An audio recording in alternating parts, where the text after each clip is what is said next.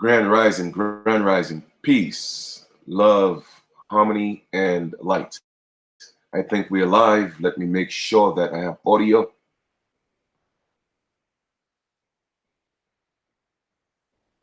And light. Okay, grand rising, to each and every one of you. I know it's early, and but yes, school is in session. And for those of you who miss the live, I guess you'll just have to catch the replay. But there's work to be done, so I guess I have to start early and get some work in. All right.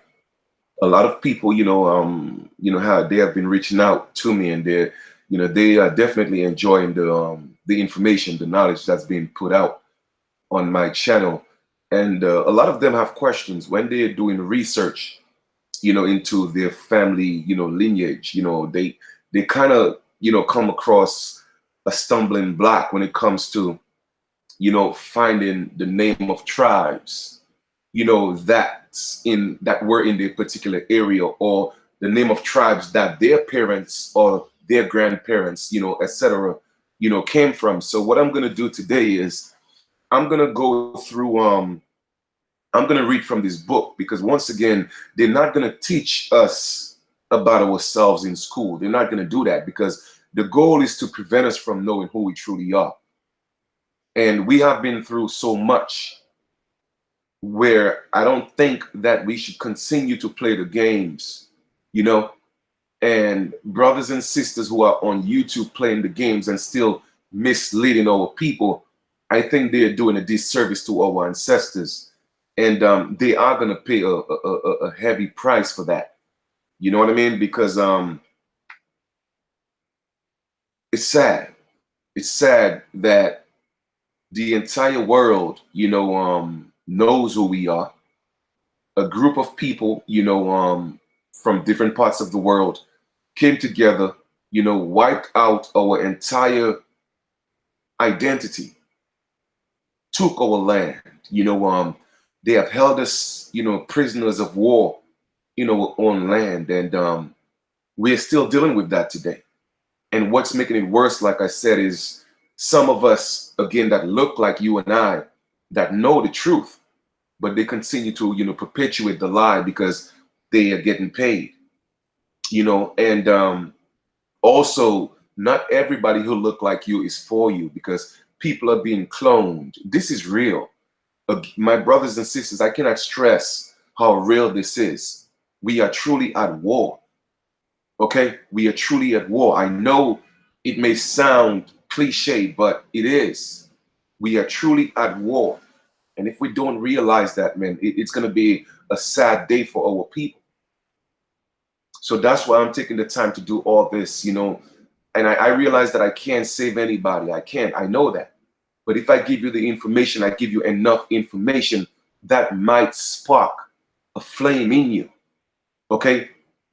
Where you would start doing some research and hear your grandmother voice and hear somebody tell you, yeah, we had a little Indian. And the more research you'll do and realize is that that little gem, by telling you that you are or you have a little Indian, basically they were telling you, yeah, you are the Indian. You know what I mean? And I just can't wait until, this thing spread like wildfire, because it's the only way, we're going to get the recognition as to being the Aborigines, is by stepping up. Just talking about it is not enough. Like I always say, what differentiates you from the so-called black man and woman or the African American man and woman? What differentiates you? How would somebody tell the difference if you were to stand on a corner? Are you representing? So that's why I take the time to do what I do, and I'm going to read from this book. The book is actually on our website, our nation's website. Once again, don't forget to get your copy of my book, Newsflash, Everyone's a Slave Unless. I also have a support link here on the channel, give your support, because like I said, hey man, this is cool, and I'm giving you the real knowledge, all right? And the information is free. You don't have to pay tuition. You don't have to get a student loan to learn the truth. But it would be, it would be righteous, to support, those who are doing what I'm doing. All right. So I'm gonna go to let me share this. And first off, I hope everybody's having a great day. First off, okay, I hope you're having a great day, and I hope you intend to have a great day, because your thoughts become your words, and your words become your actions, and your actions become your reality. So literally everything that you're dealing with, you're going through, is because of you. That's why I say nobody could change anything for you but you. Okay, and that's the truth. All right, I'm just giving you the information. That's all I'm doing. And one thing you have to realize is this, and mark my words, okay, and take this to heart. Never try to impose your light on people. Okay, I'm going to repeat that. Never try to impose your light on people who are in the dark. Because if you force your light on people, all right, that want to continue to stay in the dark, eventually the darkness will pull you into the dark. It doesn't matter how bright your light is. So we have to be very mindful of how we disperse our energy and whom we disperse our energy to. So I'm going to repeat that again. Be mindful, okay? And never impose your light on people who want to be in the dark. Because eventually, if you keep forcing that, you're literally going against their free will, and eventually that darkness will pull you and put your light out. So don't do that. All right? You want to sow some seeds and let them be. Don't force anything on them, because you will attract chaos into your energy field. All right? So I just wanted to share that with you guys. So let me get into this, because we have a lot to cover. It's going to be a lot of reading. And I have the link for the books, 2 books that I'm going to read from. I have the links below. And the reason why I'm taking the time to read, it's unfortunately, and I'm not mad, okay? Unfortunately, a lot of our brothers and sisters can't read. And they have reached out to me in emails and in texts. And, they said, hey, Chief, you know what? Thank you so much, because I can't read. I have a problem with reading. So I'm taking the time to do this.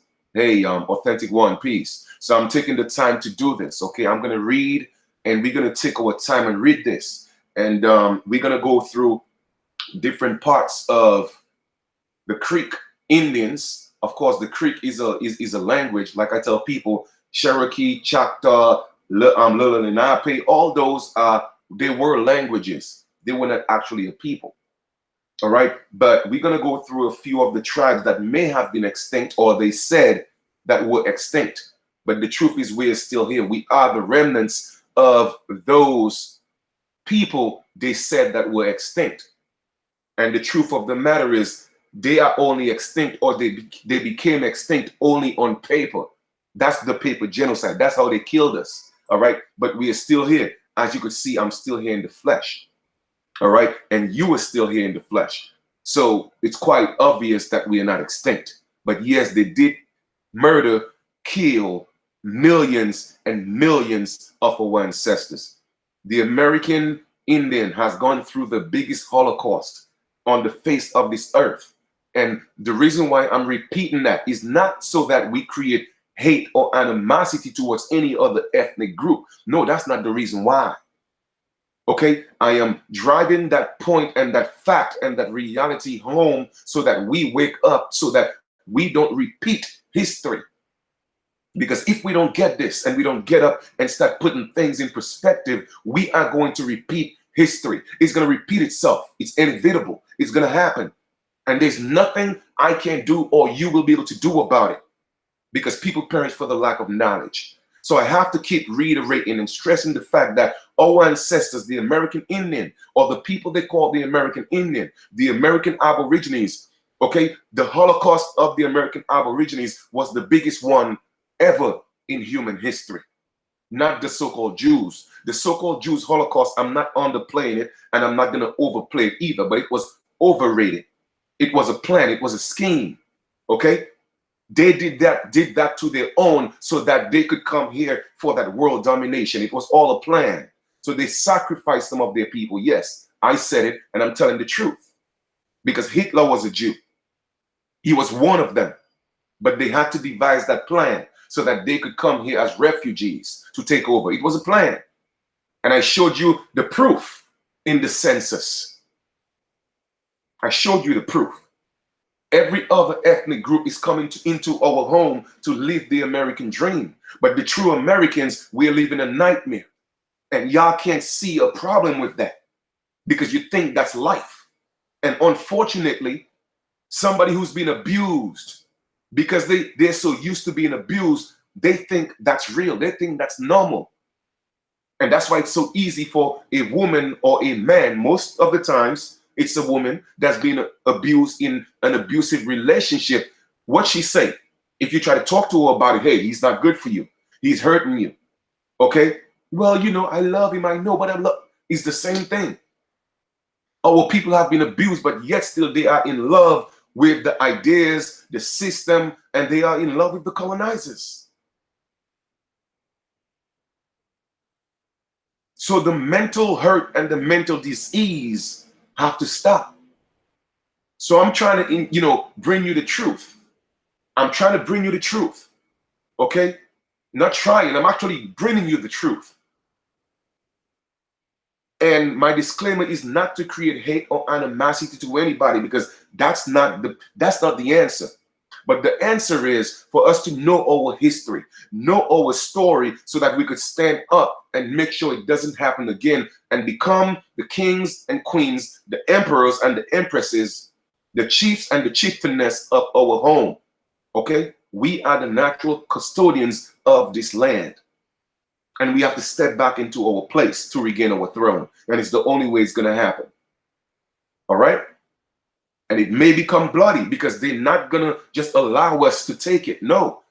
Because when they came and we invited them openly as brothers, they slaughtered us. So just imagine if we want it back, what's going to happen. So you have to prepare yourself mentally, physically, and spiritually to fight. Literally. Okay, I'm not saying go instigate it. I'm not saying that. But we have a right to defend what's ours, and we have a right to defend ourselves because everybody else is doing it. Okay, everybody else is doing it. And the one thing they know is this: they cannot beat us. They have never won a war against us physically. So how they have to get us? They have to get us using this, the mind. And it's not that their mind is better or stronger than ours. We were deceived. It was through deception. Okay? They took our kindness for weakness. That's what it was. And while I read the narrative from 2 of those books, again, the link is below. And I'm reading it because a lot of people, don't know how to read. And that's cool. So I'm not mad at you. And I'm going to do it. The second point is a lot of people don't know how to read with understanding. They don't know what they're reading. And that's why I'm going to do this today. All right. So I'm going to go to the website, our website, the Talk to an American People Nation. And I'm going to read from the first book. So I'm going to share the screen. Also, you could get your copy of the book on here. So please bear with me. I'm not going to see what's in the chat. I'm just going to read. Periodically, I'll come back and check on you guys. But we have a lot of work to do because it's a lot of reading. Okay. So I have a little juice here just in case, you know, I get patched or whatever you want to call it. But I have prepared myself. I've been meditating about this all night. So I've prepared myself for this because it does take a lot of energy. Okay. And for all you haters, y'all know what you could do. You could go destroy yourself for all I care. I don't care. I'm only here for the righteous. That's it. Period. All right. I don't do this for the likes. I do this for the love. So y'all could dislike this as much as y'all want. All right. So we're going to share and let's get into this. Okay. So we're going to go to the website. First thing, we're going to go to the website, www. And I'm going to show you exactly where. I'm going to show you exactly how you could go to the website. It's simple. You go to the website, www. Talk to an American People Nation. Show you where the book is at. You scroll down. And then you see the book cover right here. Okay. The book cover is right here. The Elite, Newsflash, Everyone's a Slave on Less. And you click right here. And then you go get your copy. And once again, the book is teaching you about how to win in this system. And there's only one way to win, okay, in terms of dealing with this fictitious entity, all right, that was created on paper. All right, so I'm showing you how to win in the book. All right, so again, that's another way of me giving back to you. So go ahead and do that. But on the website, you'll see that it has a lot of images of you know, our story, our people, you know, the Aborigines, you know, and we were replaced. It was done intentionally. It was well planned. It was well strategized, and I'm not mad at them for doing it. You know what? They got us. Okay, I'm mad at my people for this generation for just literally staying in that coma. I'm not mad. I'm a little bit disappointed. I wouldn't say mad. Mad is a strong word, but you know, I'm doing my best, family. I'm doing my best. I'm playing my part. I'm playing my part. And you know what? I'm not scared. I'm not nervous because I know everything is gonna happen. Everything is on time. Okay, so I'm patient. All right. I know it's gonna happen when it's gonna happen, and it's gonna happen soon. Okay. Like I said before, all I'm just looking for is just a few hundreds. You know, I don't need 50 million. I don't need 10,000. You know, I don't need 200,000. All I need is a few hundreds of us, and then we're gonna turn this thing around. I could promise you that. So when with the book, what you would have to do is you would have to go to our university. Okay, so right here, you click on our university. Once you click on that, then you will get into the book. So I've already pulled it up, and we're gonna get into this. I hope you guys are ready.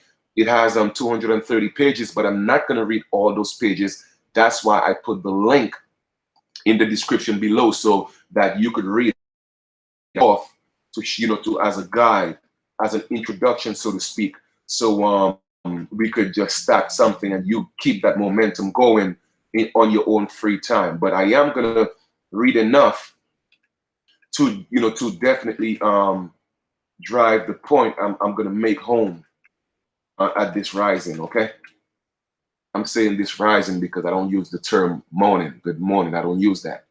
There's nothing good about moaning. I'm not gonna moan anything. All right. So let me just open that up some more.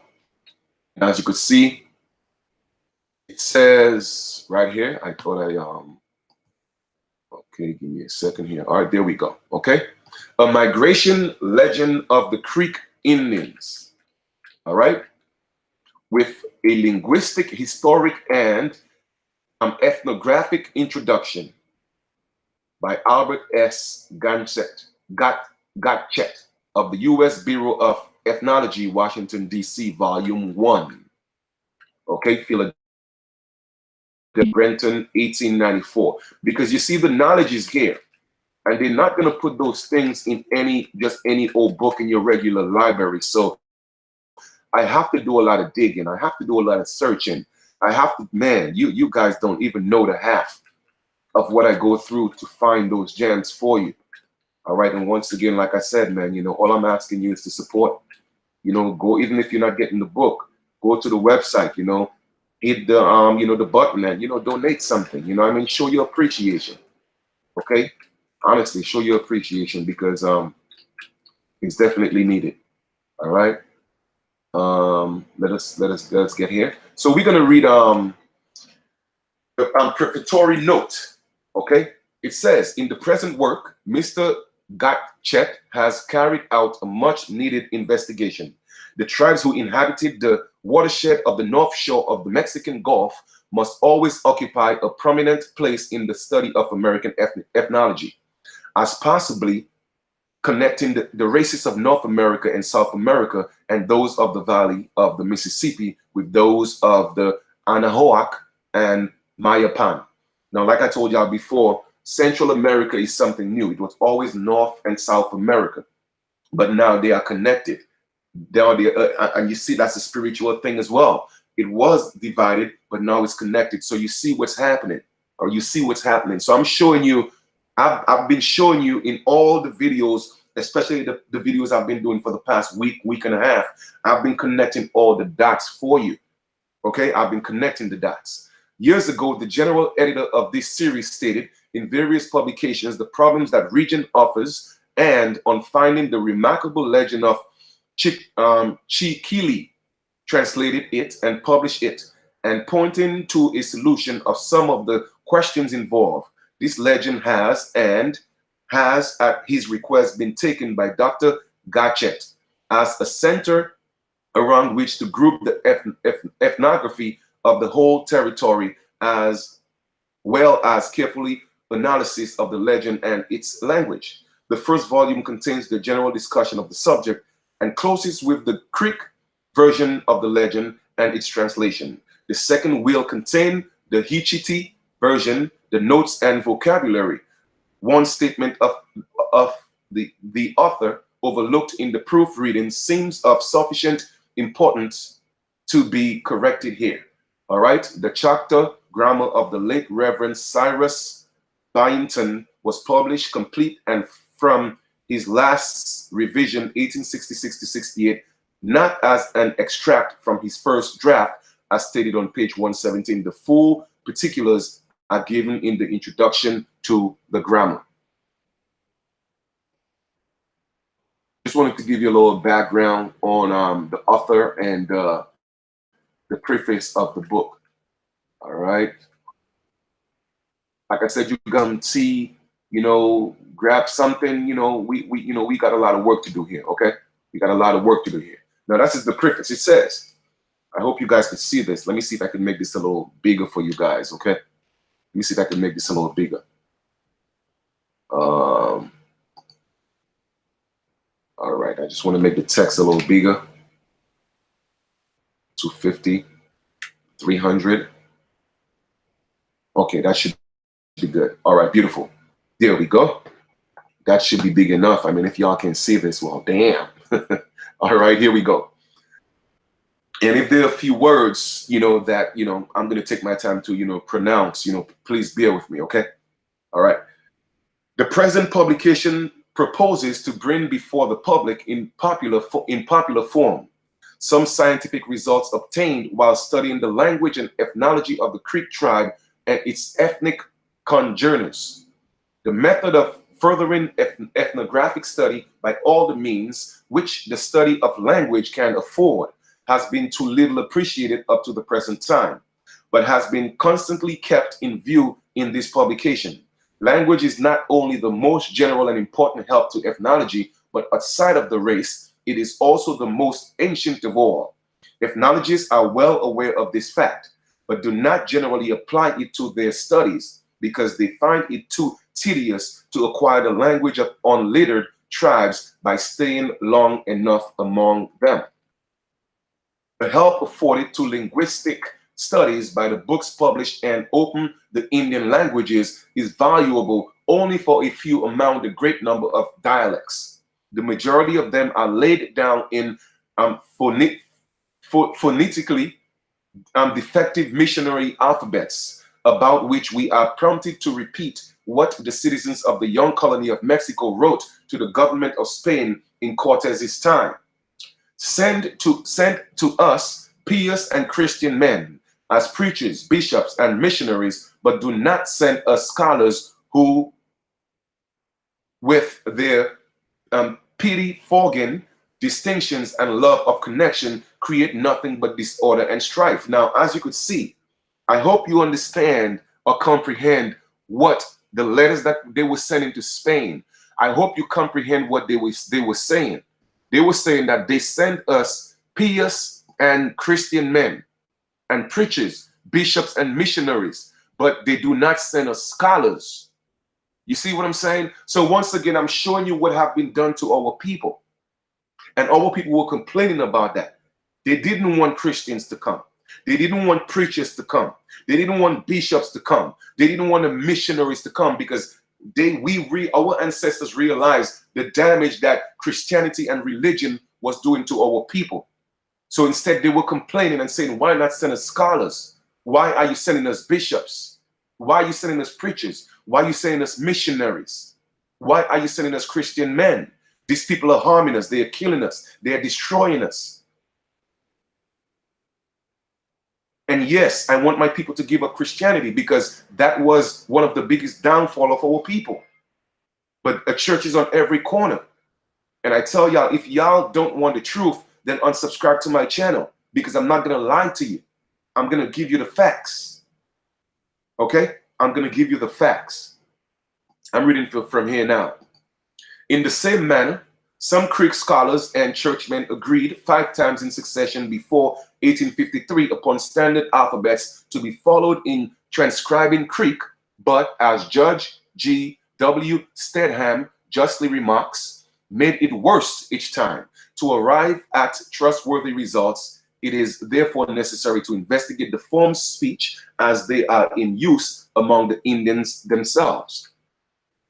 Very few statements of the Kashita migration legend can be made available for history. It is wholly legendary in the first portion, even mythical. It is of comparatively remote age, exceedingly instructive for ethnography, and for the development of religious ideas. It is full of that sort of naivety which we like so much to meet in the mental productions of our Aborigines. Again, Aborigines. So when I keep telling my people that we are the Aborigines, I'm going into the books that I find in their archives. And I'm giving you the proof. That's what we were called. And they had to take away that term Aborigines from us and then called us Indians. And from Indians, it went downhill. But we are the Aboriginal Americans. Okay? Every book that I've gone through, I have shown you the proof. We were not called Moors because we are not Moors. Stop calling yourself Moors. If you're a Moor, that means you're from Africa. And if you claim to be a Moor in our land, that means you're a foreigner. I'm just giving y'all the facts.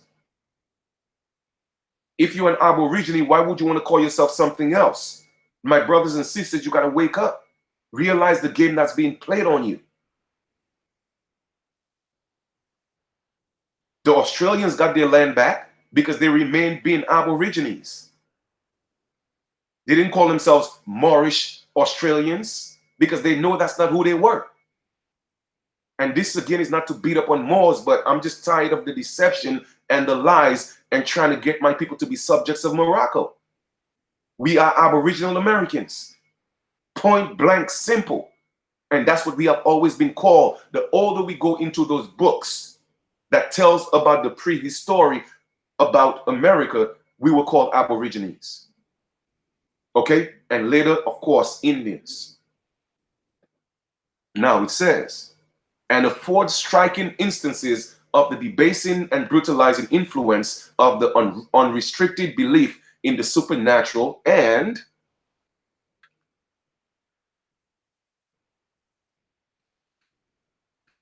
come on. What have we here? I hope I don't have to adjust this every time. Miraculously, of the sun worship which underlies the religions of all the tribes in the Gulf territories, only slight imitations are contained in the Kashita legend and in the important problem whether the Greeks ever crossed the Mississippi River from west to east in their migration seems to be settled in the negative, although other legends may be adduced as speaking in its favor. So yes, we were sun worshippers because we are children of the sun. So we worship the sun. All right.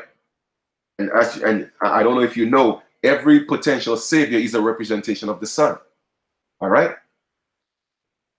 Owing to deficient information on several Muskoke dialects, I have not touched the problem of their comparative age.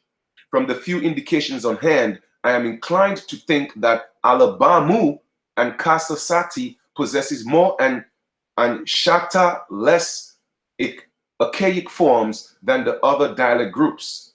From Reverend H.C. Buckner's Creek grammar, with its numerous defects, I have extracted but a few conjugational forms of the verb isita, to take, but have availed myself of some linguistic manuscripts of Mrs. A.E.W. Robertson, the industrious teacher and translator of many parts of the Bible into Greek.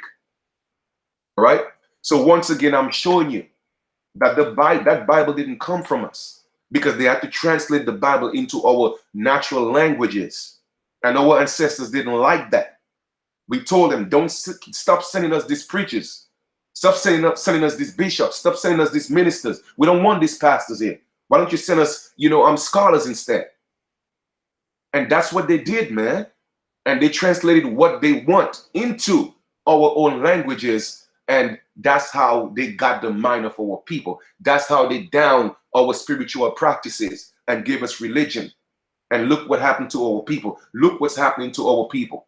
On every damn church corner, there's 3-4 churches. You cannot tell people to stop going to church. You cannot stop telling them, stop giving these pastors their damn money. You cannot tell them that Jesus wasn't real. But Jesus wasn't real, family. He wasn't a real man. At least not for us. Okay? That is not your savior. The man came to destroy you with a sword. And it's even in the Bible. And I could show it to you. All right? But we're not going to turn this into religion because I don't want to get too hyped. Right here. The retranslation of the legend into Greek and Hichiti is due to George G.W. Stedham of Ifula, Indian Territory, who in infancy witnessed the immigration of the tribe, the Hichiti, from the Chattahoochee River into their present location. And you may hear terms such as Hichiti, Chattahoochee. Those are tribes that they say that are extinct. So you will find out these areas and you'll realize that that's some of where our people came from. Those are some of the tribes that some of our people came from. And a lot of people don't know. So in this read, hopefully we could get some information from that. All right.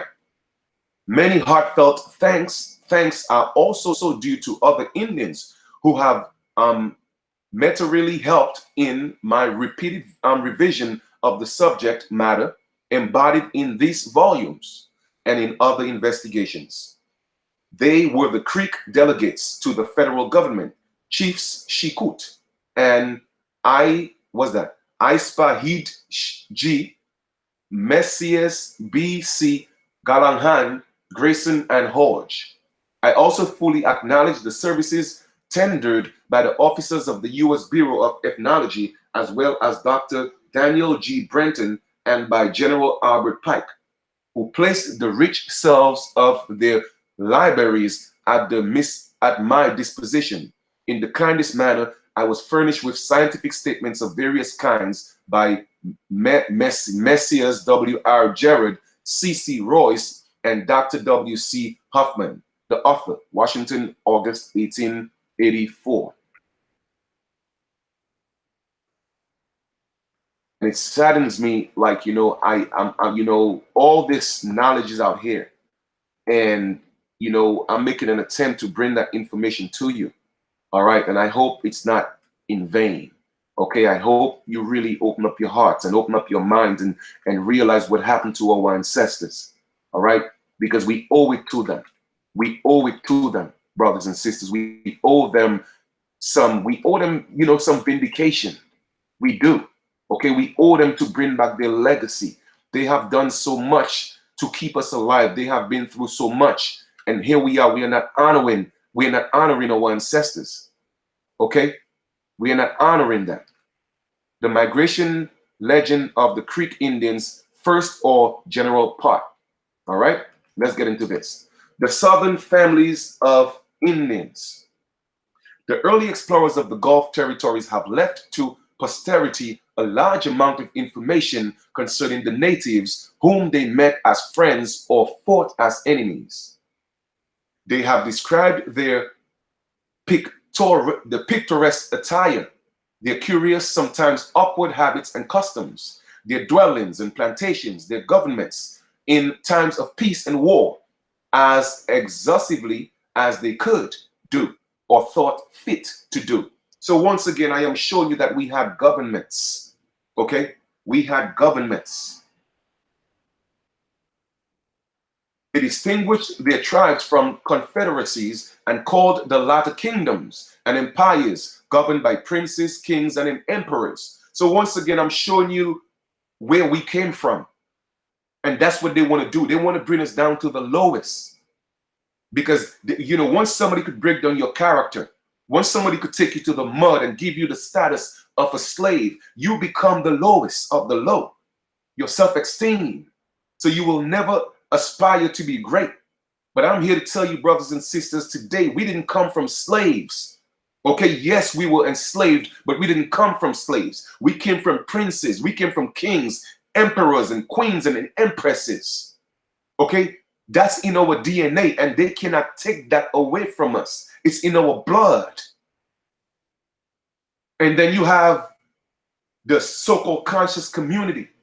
Okay, Sinetta, Saraseti, Pharaoh, giving you the narrative that we came from Africa as slaves. But those are the people that you support. Those are the people you subscribe to. Those are the people that you donate to.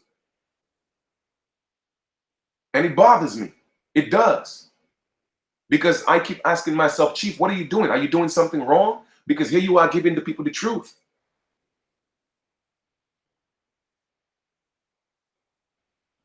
And it's mind-boggling.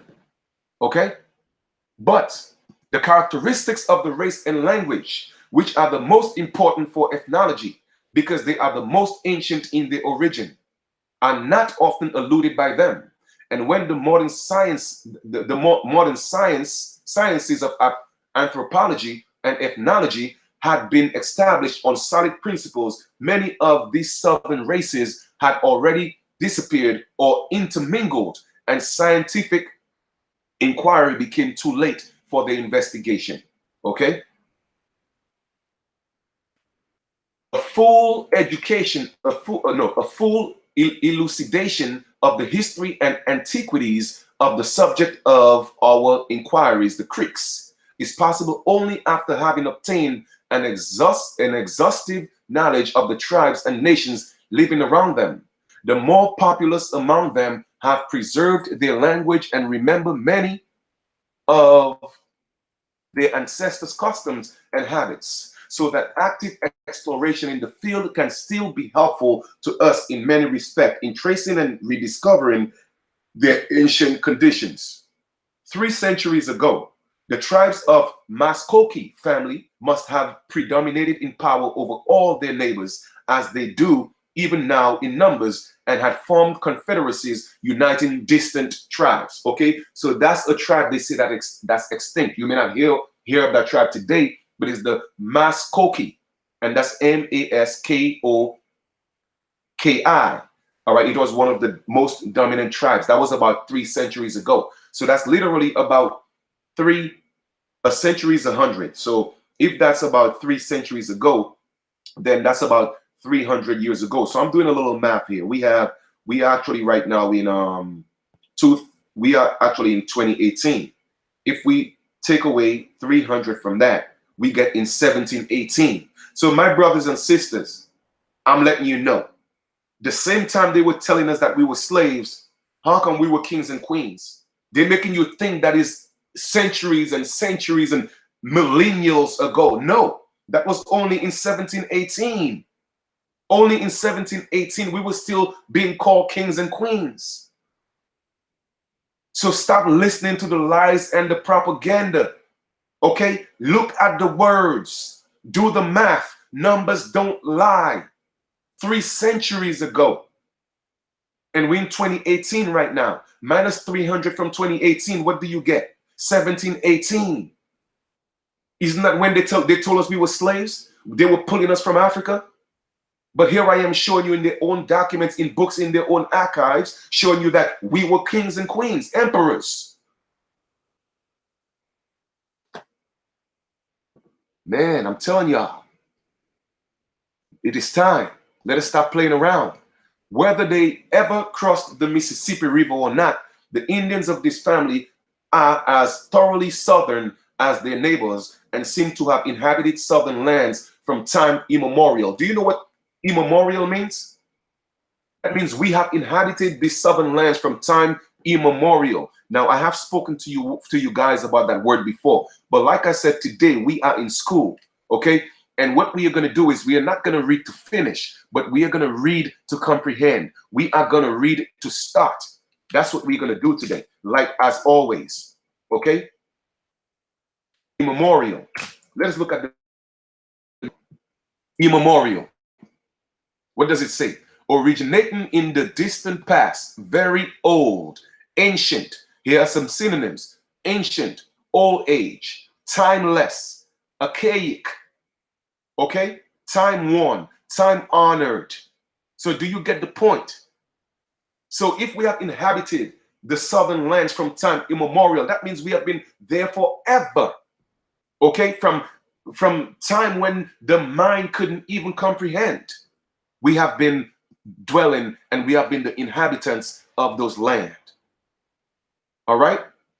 So if slavery supposedly happened in the 1600s, and I'm showing you that they're saying that we have inhabited this land from time immemorial, let me ask you again, why do you think you're slaves? Why do you listen to these people that tell you you came from Africa?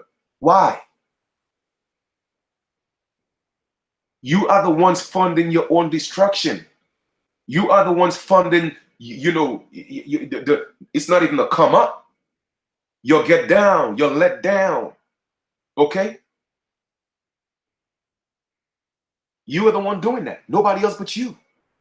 Because nobody's forcing you to go into these churches. Nobody's asking you to donate and support these people. You are, because you think they're telling you the truth, but they are lying to you, okay?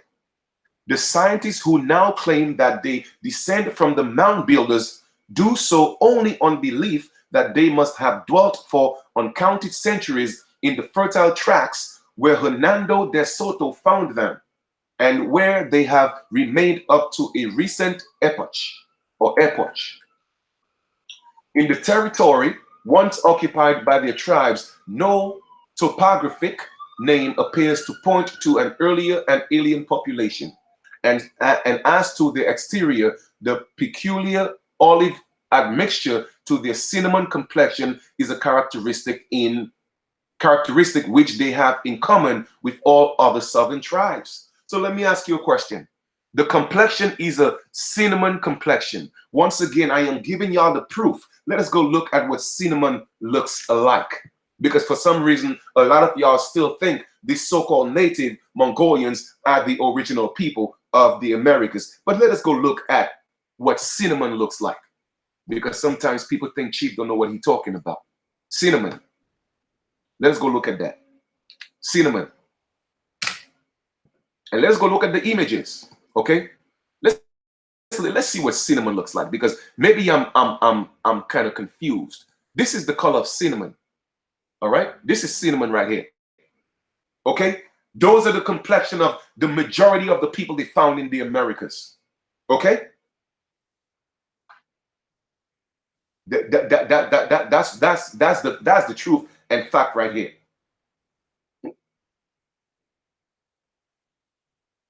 So now you see what cinnamon looks like. Once again, show me any Mongoloid who look like this. Please show me. I'll wait. I'll wait.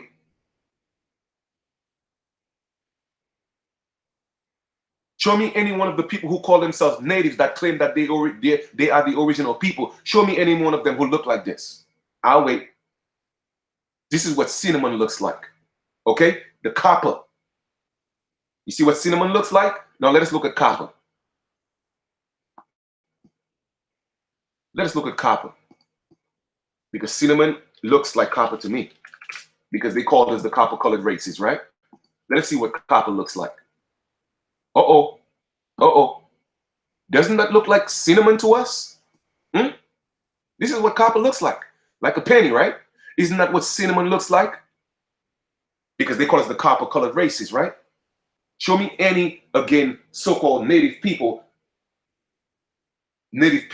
that look like copper or look like cinnamon. I digress. Let's proceed.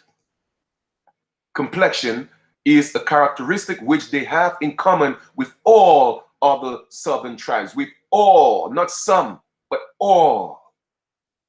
Okay? Not some, but all.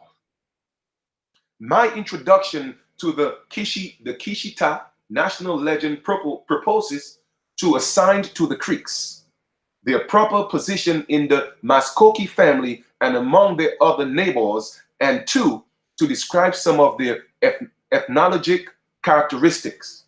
The material has been divided in several chapters, which I have in their logical sequence arranged as follows.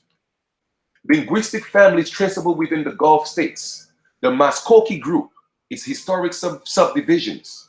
The Creek Indians, tribal topography, historic and ethnographic notices, sketch of their language. One, linguistic groups of the Gulf states. In the history of the Creeks and in their legends of migration, many references occur to the tribes around them with whom they came in contact.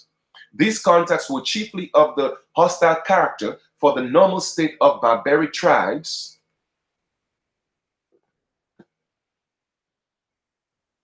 Okay, so here's one of them. Tim Mukwa is to live in almost permanent mutual conflicts.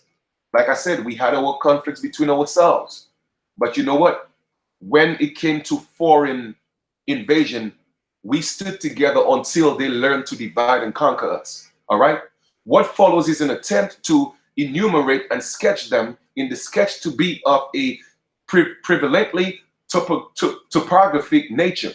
We are not thoroughly acquainted with the racial or anthropological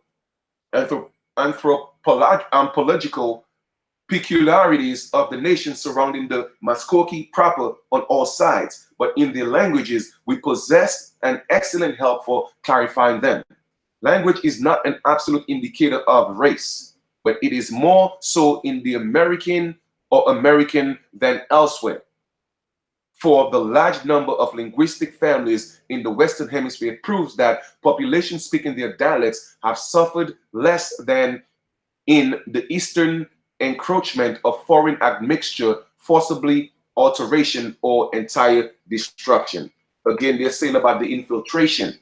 Those who have kept, the languages and the culture, all right, they have suffered less than those of the Eastern that was encroached, on the Eastern part with foreign admixtures and forcible alterations, or maybe an entire destruction, all right? Beginning at the Southwest, we first meet the historic Timucua family. So there you go. So that's one of those tribes they say that's extinct.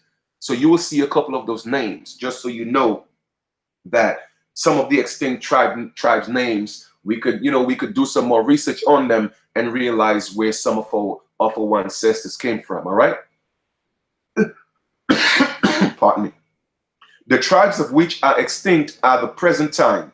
They said present time, but I believe that it's extinct on paper because we are still here. And after describing the Indians of the Floridian Peninsula southern extremity, we pass over to the Yuchi on the Savannah River, to the Nachchi, Taenza, and the other stocks once settled along and beyond the mighty Yuhina or water road of Mississippi River. So you see a lot of those tribes. Okay, you have the Huchi, the Savannah River, you have the Nat right here, you have the Natchi, you have the Taensa, and other stocks settled along beyond the Ukhina or the water road of Mississippi. Okay. In the 16th century, the Timucua inhabited the northern and middle portion of the peninsula of Florida, and although the exact limits to the north are unknown, they held a portion of Florida bordering on Georgia and some of the coast islands in the Atlantic Ocean as Goa. Then the name of Amelia and others. The more popular settlements of these Indians lay on the eastern coast of Florida along St. John's River and its tributaries, and in northeastern angle of the Gulf of Mexico. Today, you will find that more of the Seminoles are in Florida. That's because, when they pushed the Seminoles out of, different parts of the United States, they forced them into Florida and they imposed on some of those actual tribes that were already there. And that's how tribes started fighting amongst themselves. Okay. where we at right now? The people received its name from one of their villages called Timago, Timaga, or on their Bryce map, situated on one of the western tributaries of St. John's River and having some political importance. The name means Lord, ruler, master, Atimuka, waited upon Muka by servants, Ati, and the people's name is written Atimuka early in the 18th century. So my brothers and sisters, if early in the 18th century that we had names that meant Lord and ruler and master, how the hell do you suppose you came from slave ships? Huh? That's what I want to know. Because people are just talking. I'm showing you the facts. All right? I'm showing you the facts in black and white. Or, well, you know, black and tan or whatever, that mustard, because the page seems to be mustard. But you know what I'm talking about, right? We first become acquainted with their numerous tribes through the memoir of Alva Nunes, Kabika de Vaca, the three chroniclers of their Soto's expedition, and more fully through René de Laudonnière, 1564, two missionaries of Franciscan order, Francisco Paraja, 1612, and Gregorio de Mulia, have composed devotional books in their vocalic language. Their Bryce Brevis Narratio, Frankfurt, 1591, contains a map of their country, an engraving representing their dwellings, fights, dances, and mode of living. A few words of their language, Lengua Temucuana in Spanish, show affirmity with Muskoki, others with Carib. From 1595 AD, they gradually became converted to what? Christianity. Converted. Once again, we were not no damn Christians. We were converted. When they gave us the Bible and they gave us liquor, they took our land and they took our women. But it's going to be hard for y'all Christians to get this because you are brainwashed. All right? That is the problem. Revolted in 1687 against Spanish oppressors, and early in the 18th century, 1706, were so reduced in number that they yielded easily to the attacks of the Yamasee Indians. Okay, the Yamasee Indians. It didn't say Yamasee Moors. No, it says Yamasee Indians because the Moors like to put Moors on everything. Anytime they see something, oh, Yamasee Moors, Creek Moors, Cherokee Moors. No, we were not Moors. Okay? I'm not gonna deal with the fuckery, man. I'm not gonna play these games. Okay? Who instigated by the English colonists made incursions upon their villages from the north.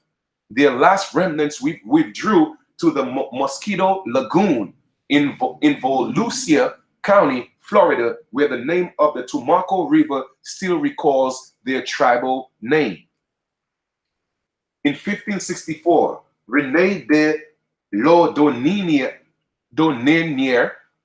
heard of 5 head chiefs, Paracusi, of confederacies in the Timucua country, and from Paraja, we can infer that 7 or more dialects were spoken in its circumference. The 5 head chiefs, Saturiwa, Holata, Unita, Potunu, Onichkakwa, and Hostakwa. That's why our only tribal names in the second Utina is the tribal appellation, and the dialects as far as known were those of Tamagwo, Patunu, Itafi, the freshwater district, Tukamaruru, Santa Lucia de Aquara, and Makuma on the coast. Now, the reason why I was going to say something, but I had to continue reading. So when you hear mothers naming their children, Shikwa or, Shikwena, and those type of all those names that you make fun and say is ghetto, Those are Aboriginal names. Okay? Those are Aboriginal names. All the names that you call ghetto. You think that these people don't know what they're doing? Hmm? They're making you think that those are ghetto names because they are promoting that in the media. You see? They're promoting it in the media.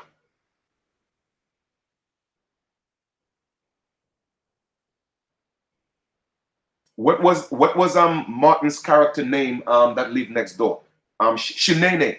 Shinene is an Aboriginal name, but they putting all that stuff in comedy so that you could make fun of it to make you think it's ghetto. So you see the games that's being played is the mental programming. Okay, those are Aboriginal titles, just for y'all to know. Okay, all right. The last the coincided with that of the Ayers. The Ayers Indians who held the coast from Cape Canaveral, where the Spaniards had the post Santa Lucia, to a lagoon once called Aisha Hacha. This Ayers River were considered as the people distinct from the Tamuqua. They worshipped the sun in the shape of a stuffed deer raised upon the end of the high beam planted in the ground. This gave probably origin to their name Ais. Okay, sound like Isis, huh? For B Romans interprets Aisha by Deer River, Ichi, deer in the Creek and Seminole. All right, yes, we worship the sun. And what they did, they took the concept of the sun and tell you Jesus is the Son of God, right? But y'all fell for the trick, right? Their territory formed the northern part of the province of Tequesta, CFB Romans, East and West Florida, New York, 1775. Page 260, 273, 281. Herrera, December 4th, 47, Basia and Sayo. Okay, now another tribe is called the Calusa. The language is spoken by the Calusa. Isn't that kind of interesting? You have this word Calusa, right? Or Calusa. Take away the Cal, the CA. What do you have here? Don't you have USA? Man, I don't know if I'm onto something here, but I'm just saying. All right? I'm just saying. There are no coincidences. Anyway, let's continue. And by the people next in order, the Tequesta are unknown to us, and thus cannot be mentioned here as forming separate linguistic stocks. I simply make a mention of these tribes because they were regarded as people distinct from the Tamuqua and the tribes of the Muskoki origin. The Calusa held the southern western extremity of Florida, and their tribal name is left recorded in Caloosahatchee, a river south of Tampa Bay. They are called Kalos on the Briar's map, 1591, otherwise Calusa, Kalos, and formed a confederacy of many villages, the names of which are given in the memoir of Fernando de Escaliente Fontanido, Memoir Sula Floride or Florida, in Tanús Compans collection, page 22, translated from the original Spanish. These names were written down in 1551 and do not show much affinity with Tamuqua, but since they are the only remnants of the Calusa language, I present the full list. Tampa, Tamo, Tucci, Sogo, No, which signifies beloved village. Sinipa, Siniesta, Metimapo, Sacaspada, Caliobe, Estame, Yuqua, Gaya, Gavo, Mospa, Casitua, Catesta, Coyoviea, Joton, Tequemapo, Camachica, Quies Yove, and two others in the vicinity. There are others in the interior near Lake Miami.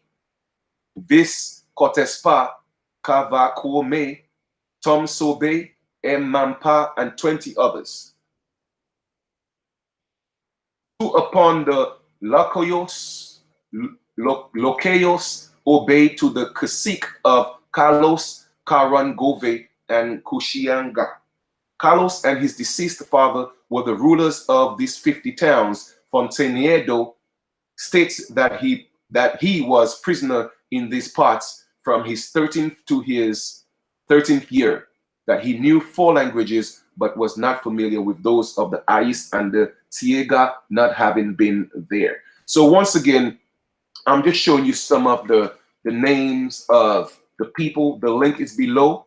All right, some of the tribes that you could go ahead and read yourself. I'm not going to read the entire thing. I just wanted to do the introduction so that you would have an idea on how to go. Okay, here's another one. Cataba. All right, that's another one. Okay, Tequiesta. Of the Tequiesta people on the southeastern of the peninsula, we know still less than the Calusa Indians. There was a tradition that they were the same people which held the Bahama or Lucayano Islands. Once again, it shows you that we're the same people, right? The local names of the Florida coast given by the Fontanedo may partly refer to this nationality. All right? We had nationalities, yes. Catawba, the Catawba Indians of North and South Carolina. So for all of those who are from North and South Carolina, you may wonder in some of the names of the tribes. Here's one, Catawba. North and South Carolina are mentioned here only incidentally, as they do not appear to have had much intercourse with the Muscogee tribe. The next real extent of this linguistic group is unknown, being in want of any vocabularies besides that of the Catawba on the Catawba River, South Carolina, and of the Wacoons settled near the coast of North Carolina. We are not inclined to trust implicitly the statement of Adair, who speaks of a large Catawba confederacy embracing 28 villages of different nations. All right, Catawba, when I say Catawba, that's a language. So the people we always identified ourselves, okay, by our language. All right. Now, as you could see, it says that the wateries seen by the Lawson probably belong to this stock, and the Wacoons live contiguous to the Tuscarora Iroquois tribe. That's another tribe again. All right. So we're gonna go through again. You could take your time and read this. I'm just gonna go through a few of those tribes that you haven't heard of. The Yuchi. We're gonna read the introduction on that. None of all the allophilic tribe referred in this first part stood in closer connection with the Creeks or Muscogee proper than the Yuchi or the Yuchi Indians. They constituted a portion of their confederacy from the middle of the 18th century, and this gives us the opportunity to discuss their peculiarities more in detail than those of other outsiders. They have preserved their own language and customs. No mention is made of them in the migration legend, and Creeks have always considered them as a peculiar people. Okay? Generally, Pleasant Porter has kindly favored me with a few ethnologic points gained by himself from Yuchi Indians, who inhabit the largest town in the Creek Nation. Indian tier, with a population of about 500. In bodily size, they are smaller than the Creeks, but lithe around and very musculature, the muscles often protruding from the body.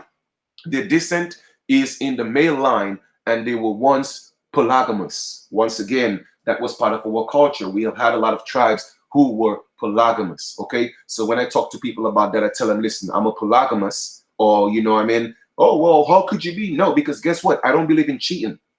That, to me, that don't exist. And I don't play games. This is my nature. This is who I am, all right? I'm capable of loving more than one, and if I so choose to, that's what I'm going to do. So I like to keep it real because I don't like to lie, and I don't like to play games, all right? So I am polygamous by nature, all right? If it is a disputed fact whether they were observed the customs of flattening their children's head like some of their neighbors, they call themselves children of the sun. You hear that? And sun worship seems to have been more pronounced here than with other tribes of the Gulf state. All right? The Hoochie people took its origin, the increasing number at the present time, and a part of them are still pagans. All right? They call us pagans because we worship the sun, right? Okay. Yeah, all right. But they give y'all the Son of God, which is a fictitious Jesus. All righty. So here we go. We're coming down. Let's just see if we could come to another one. I'm just going to do a couple and then we move on. All right. The link is below.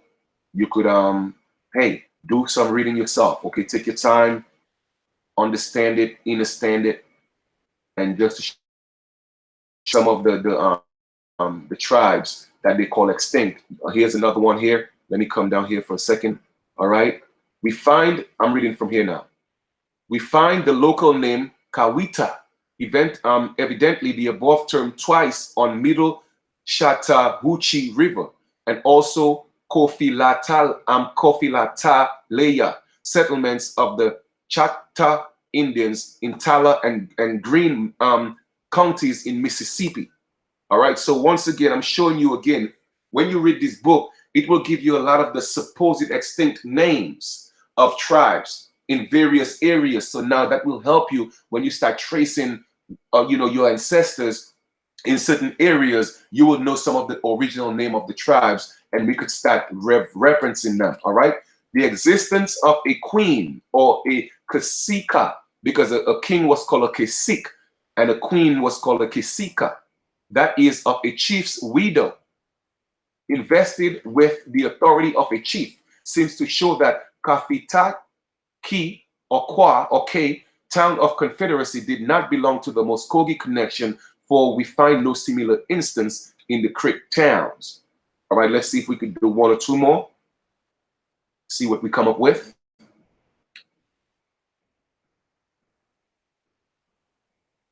Still got, they have a lot on the Yuchi, huh?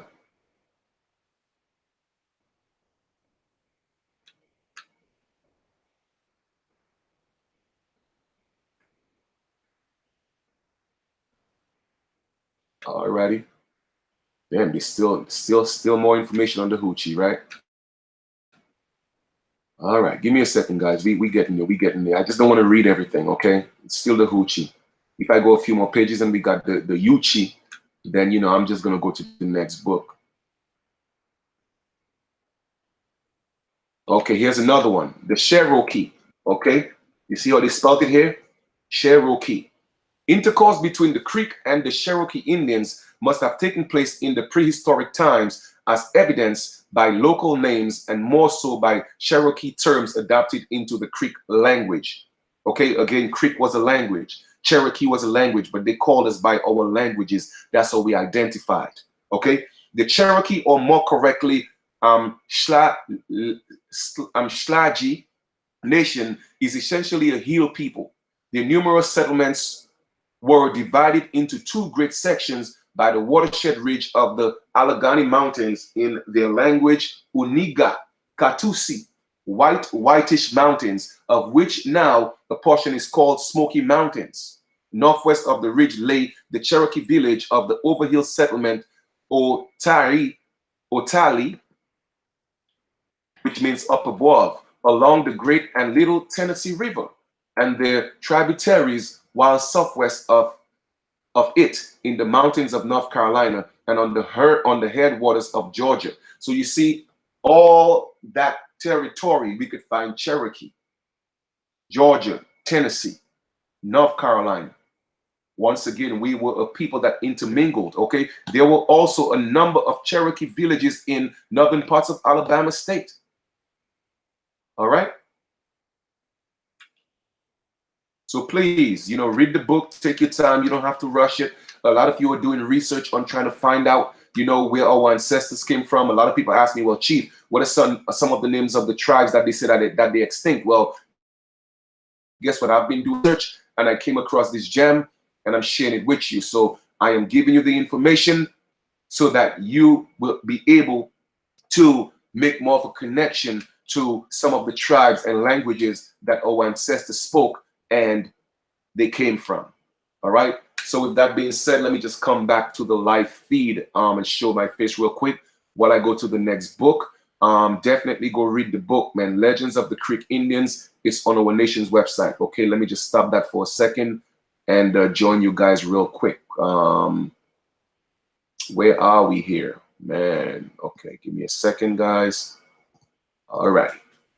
I could have sworn I had that open. YouTube, let me get back to you guys here. And I know it's a lot to digest, but you know what? This information is important. You know what I mean? It's important that we know that knowledge. Okay. So how are we feeling, guys? How are we feeling? How are we feeling? How are we doing? How are we doing? How are we doing? How are we doing? Okay. Like I said, I know we're gonna have our haters, but don't worry about it. The truth must be told. Okay. The truth must be and will be told. I'm here to uncover all the lies. Have our haters, but don't worry about it. Okay. The link, the link is below. So all the information is below. All right. I think this is no, that's not my book. The link is in the link is below. It's not my book. It's again research I've been doing, and a lot of people have been asking me questions. So you know, I've been literally busting my butt trying to find information so that our people could make more of a connection of who our people are. Okay, so we have to get into that. All right. All right, we're gonna go into the next book. I hope you guys are still with me. I hope you guys appreciate the information. Once again, you could support the channel, support the book. All right. We got work to do. We got work to do. All right. All right. So we're gonna go into the next book. And again, the book I just read from, it's on our nation's website. Okay. So please go check it out. Take your time and read and make that connection. Whatever part of the country or territory that your great grandparents were from, you would see some of the tribes and start connecting those dots. Okay? Because once again, you have inquired, so I got you the information. All right. So we're gonna get into the link is below, family. The link is below, and all the link is below. So all you have to do is go below the link in the video and you will see the name of the books. Okay. Now the next book I'm going to read from is, I'm going to share this right now, so I won't be seeing the chat. Okay. So if you guys are asking me a question, it's not that I'm ignoring you, it's just because now I'm sharing my screen. Now this book is 418 pages and I have read it. So just so you guys know, a lot of people say, oh, well, why don't you get a job? Well, I have a job. That's what I'm doing. How many of y'all are going to sit around and read a 418-page book in 3 days so that you could come do a video so you could come teach people? Well, that's what I do. Okay, that's what I do. That's my job. All right? That's my job. The only thing is I don't get paid for it. That's the problem. Okay? So this is the birth of America. And we are going to take our time and we're going to dive into this. All right? I'm not going to read everything, but however, we are going to read an extensive amount of information in this book because I think it's important that I read a lot of that with and for you guys today. Okay, so let's get into this. And it's from Before Columbus to the Revolution, William R. Polk. The Birth of America, from Before Columbus to the Revolution. And this has a lot of gems in it, but we have to read between the lines. Okay, so that's what we're going to do. We're going to break things down. And some of the titles are, okay, part 1, Europe and Africa come to America. Okay, the Native Americans, the fearsome Atlantic, the sugar slaves and souls, fish, fur, and piracy, society and wars in the old countries, the African roots of American blacks. Okay, the establishment of the British America. So there's a lot of information in here, and once again the link is below, but I'm gonna go read start from the beginning, and we're gonna once again read not to finish but read to start so we could have a better understanding of the information. Okay, all right, so here we are. Hope you guys can see this. I'm certainly sure you can. Revising the American past. So we're going to start from the beginning. All right. Hope you guys are ready. Let's get into this. There was a time when people thought history was the past, uniform, unchanging, finished. But as with styles in clothing, personal appearance, and deportment, we now know our view of the past to be affected by shifting taste and values. What one age thinks insignificant is thrust to the center by another, and what another age regarded as crucial may later seem trivial. New information is discovered, influences are traced to different causes, and new light is cast on the actors. History is caught in a circle of rebirth, never completely to come to a full final rest, always open to revision. The first American historians began, understandably, to write about what was at hand. Each one set out the beginnings by drawing on materials in the language he knew, Englishmen on what was available in English, Spaniards in Spanish, Frenchmen in French, and Dutchmen in Dutch. Sadly, no literate person knew enough of any Native American language to record the histories of many societies of early America north of Mexico. Now, the truth is this, like they said, no literate. Now, I'm reading it here for you, okay? Right here. It says, sadly, no literate person knew enough of any Native American language to record the histories of many societies of early America and North America. So a lot of the history that you're learning about our people is based on assumption, theories, okay? Theories, because they didn't understand our languages. So they couldn't translate. That's why they had to infiltrate, okay? And by the infiltration, they gave their own spin on our story, all right?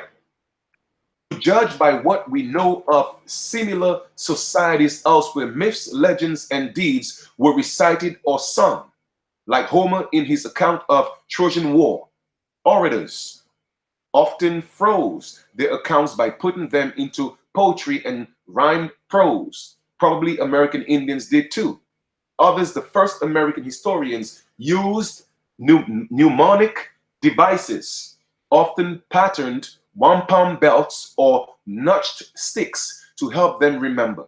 Some of the belts survive, but we cannot capture what they helped Indian historians recall. The best we can do is to reconstruct what might have been from the information we get from contemporary visitors, accounts from later times, comparative studies from other tribal people, and on occasion, archaeology. So once again, it is solidifying the fact that they don't know about us because our history was destroyed. Okay? It was destroyed. And remember, we had an oral history. So a lot of our ancestors died with the truth. So a lot of it have been assumed, but they don't know for the most part. So with this read, we have to read between the lines, and what applies to us, let it make sense. For the blacks who became to arrive in the New World in the 16th century, information is even more tenuous or distorted.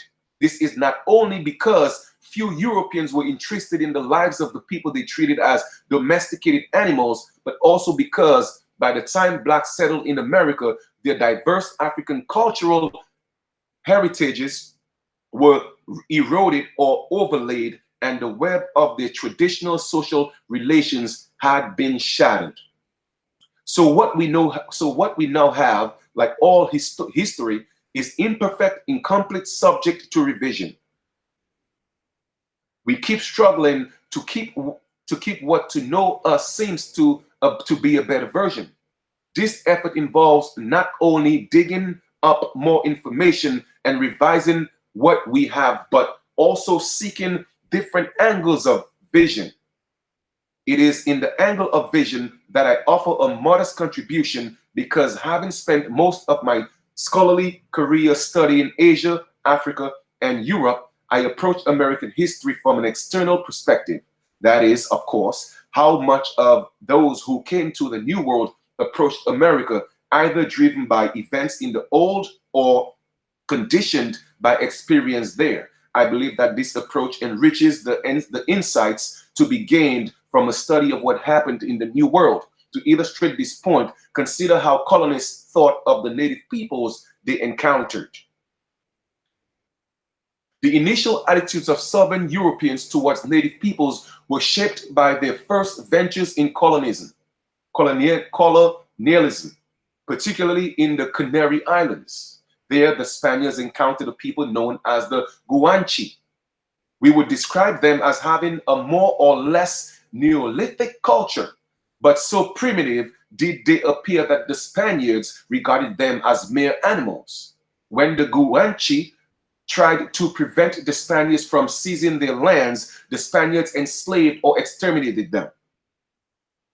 Then, on reaching the Caribbean islands of Hispaniola, and as we know, Hispaniola was comprised of Haiti and Dominican Republic, okay, where a score of primitive societies lived, the Spaniards treated them, these natives, as they had the Guanche. And as they spread out into Mexico, and what they called La Florida, it was the Canaries, Hispaniola, colonial model there they followed. Ironically, had Columbus actually reached Cathay, in parentheses China, or Shipango, parentheses Japan, as he had hoped, the model the Spaniards would have probably have followed was not what they learned dealing with the Guanche, but what they had been taught in their centuries-long complex relationship with the highly cultured Muslim and Jewish people of Muslim Spain. Aldalos, that is diplomacy interspread with warfare, but not genocide. As you could see, there has always been a relationship between the Muslims and the Jews because they came together, all right? The Muslims, who do you think the Muslims were? All right, as you already know, okay? The Muslims were the Moors. They have always had a relationship with the Jews. Who do you think that run the United States? The Jews. Who signed treaties with the United States?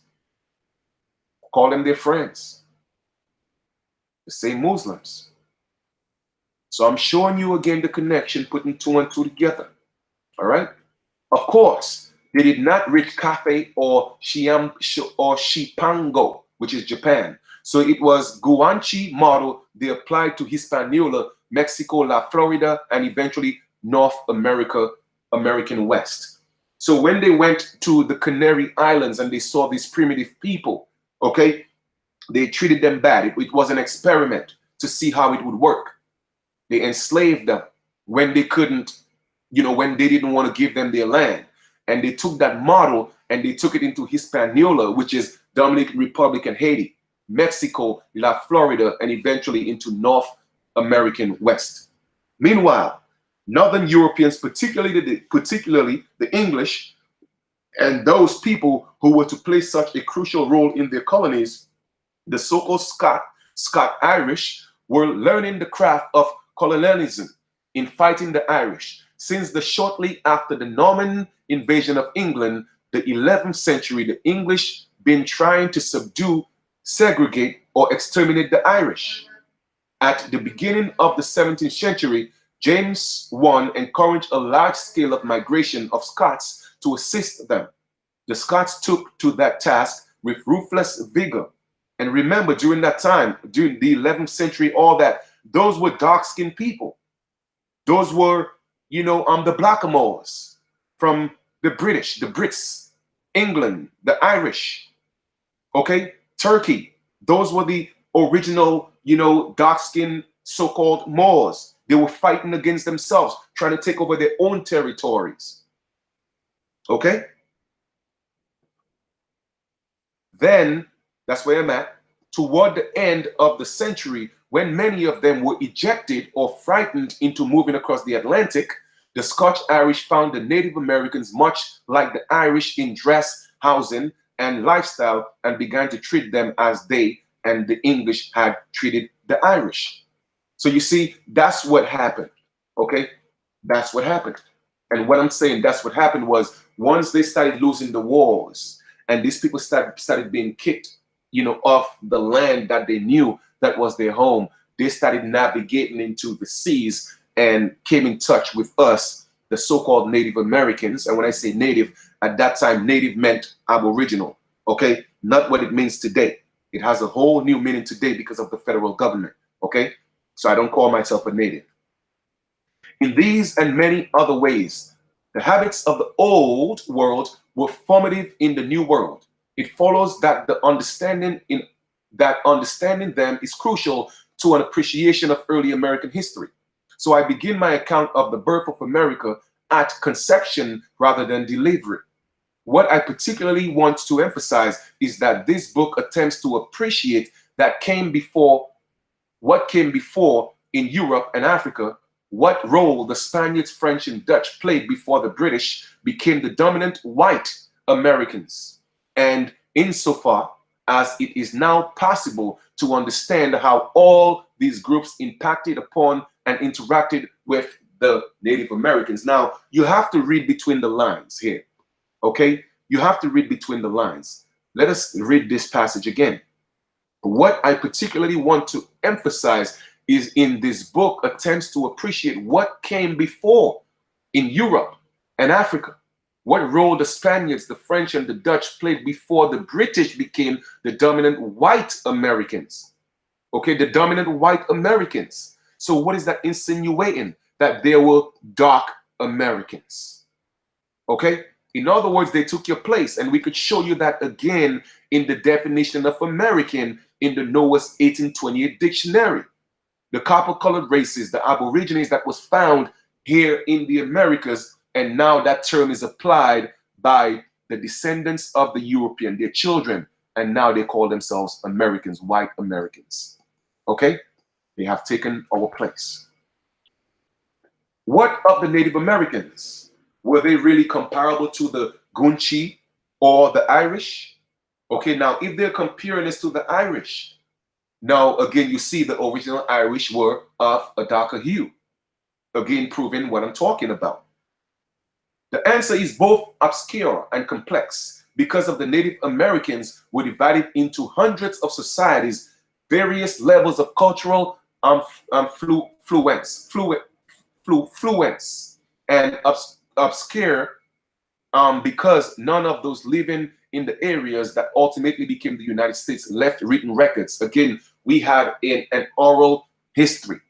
So just to reiterate, when you are correcting your status, you don't have to go and look for no documents and kill yourself. No, because they made us extinct on paper. They know who we are. All you have to say is, this is who I am. I am that I say I am, and have 3 witnesses to verify that's who you say you are. And that's admissible in court. Okay? So if you're doing research and you can't find enough on your family, don't stress yourself, because we have an oral history and not a written one. All right. Consequently, we must derive what we can know of them from the observations of the Europeans, who were usually ignorant of their languages and hostile to their beliefs. 2 exceptions are the Virginia planter Robert Beverly in the late 17th century and the Surveyor General of North Carolina, John Lawson, who visited Indians, saw how they lived, inquired about their beliefs, and then recorded them. And my brothers and sisters, once again, that was in the 17th century when they were saying we were coming from Africa. So I am showing you the lie, okay? I am showing you where the propaganda is not true. Other than they, the most observant of the European reporters visited the native societies after their ways of life had been affected by difficult to estimate degrees of contact. Those, even the best accounts, are seriously flawed, and flawed in ways we sometimes cannot judge. So you hear that? Even the best accounts of our history is even flawed because of the damage that was done. That's how much damage these people did to our ancestors. Okay? In so many ways that we cannot sometimes judge. From the earliest accounts, it is clear that the British colonists, unlike the Spaniards, found the Indians worthy of respect. Okay? They observed Indians living in well-organized societies, comfortably, adapted to their environment, healthy, and physically impressive. You hear that? Does that sound like people who came from slave ships? Huh? Sinetta, does that sound like my ancestors? Pharaoh, does that sound like my ancestors? Stop lying to my people, man. Stop. It was only as the immigrants learned how to feed themselves, grew in number, and overwhelmed their immediate neighbors that they began to hate and despise the Indians. Okay? Remember, so those are who the true immigrants are. All right? They were the immigrants, not us. It was only as the immigrants learned how to feed themselves. They didn't know even how to feed themselves. And they grew in number and overwhelmed their immediate neighbors that they began to hate and despise the Indians. Within a few generations, as they spread inland and increasingly took over the Indian lands, they came to share the belief that the only good Indian is a what? A dead Indian. Let me ask you a question. What changed today?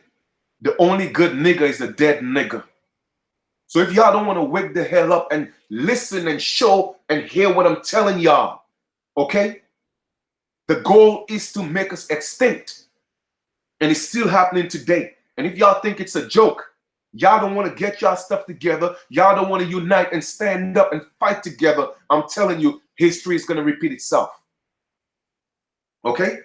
Because the people that you support, they're the ones helping the colonizers. Okay? They are. Because it don't pay. What I do don't pay. I am telling the truth, so it's not popular. It don't pay. They're gonna hate it. But I'll read this again. Within the few generations, as they spread inland and increasingly took over the Indian lands, they came to share the same belief that the only good Indian is a dead Indian. Okay? A dead Indian. So what they had to do? If they cannot kill you physically, well, how they had to kill us? A dead Indian on paper. How did they do that? They made us black, African American, Negroes, Moors. I hope y'all get it. So most of the observations can be used by historians only with extreme caution. Indians were not the only neighbors of the British colonists. They would have found our neglect of their French and Spanish contemporaries curious indeed. Yet it was not until the 1920s that Spain came to be treated as an integral part of the story of America. It was not just that the Spaniards had led the European advance into the New World, but also that much of what they did set patterns that were unconsciously and with significant variations, followed by others. So yes, the Spaniards studied it. Who do you think the Spaniards were? Yes. The Morenos, the Moors. Those were the Spanish Moors. Okay?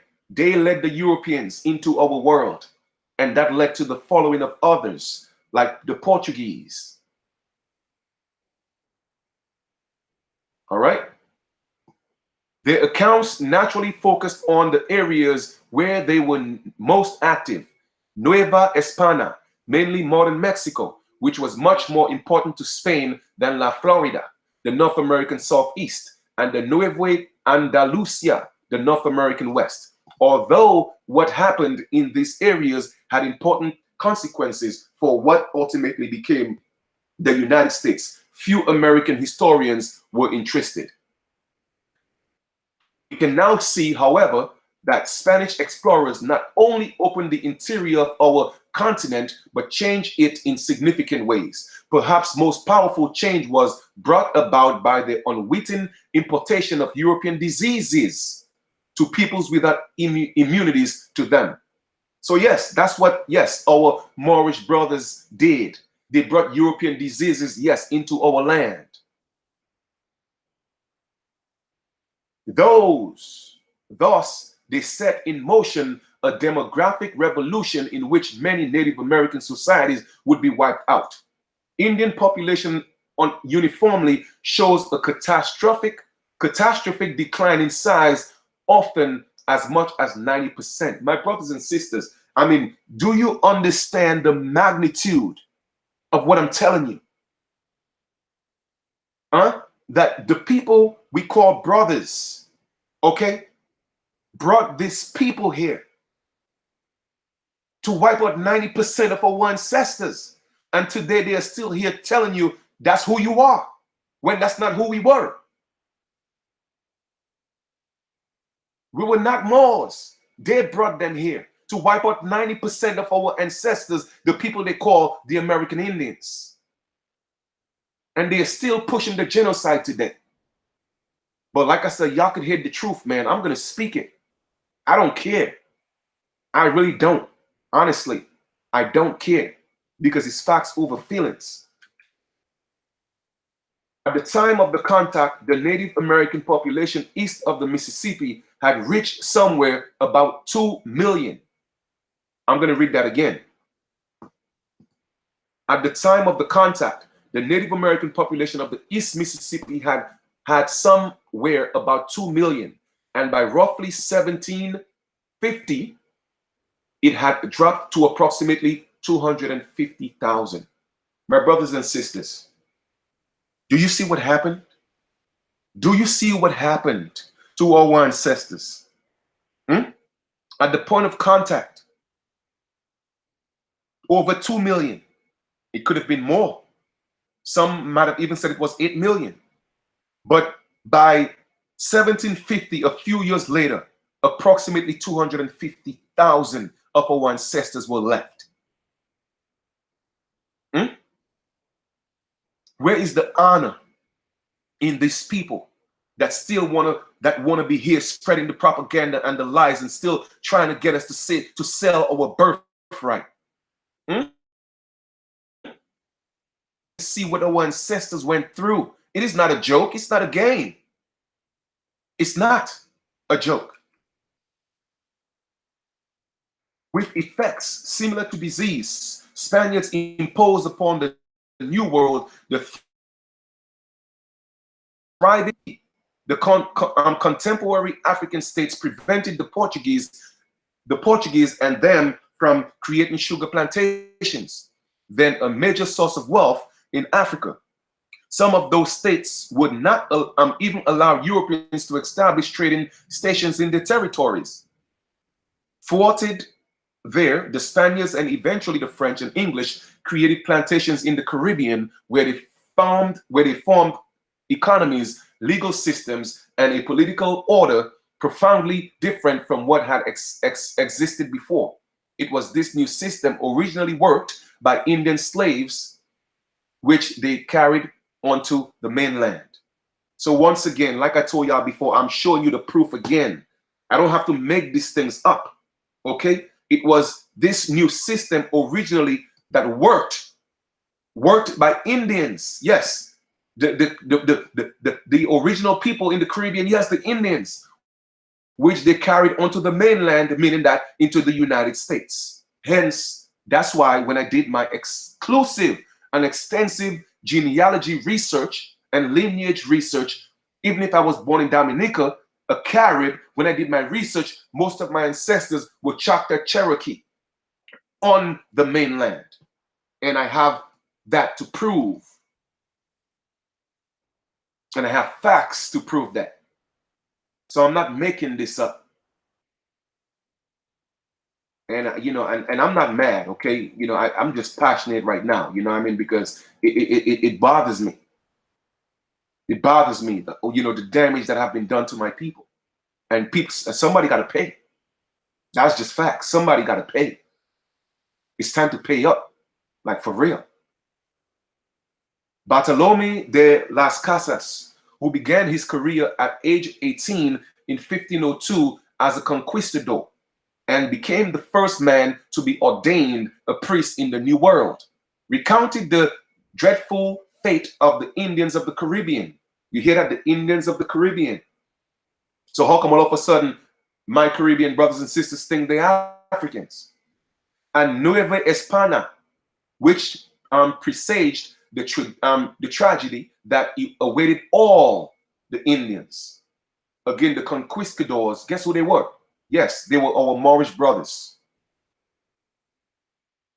The devastation of the Indies shocked many of his contemporaries, but it did not halt a flow of events that in various and degrees was to be played out in the conflicts that make up so large a part of North American history.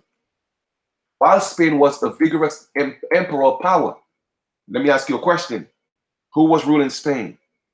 I'm connecting the dots for y'all. So they could get mad as much as they want. They could get emotional as much as they want. They could make all the excuses as much as they want. Unless they ask for forgiveness of our people, okay? We're not going to let them down easy.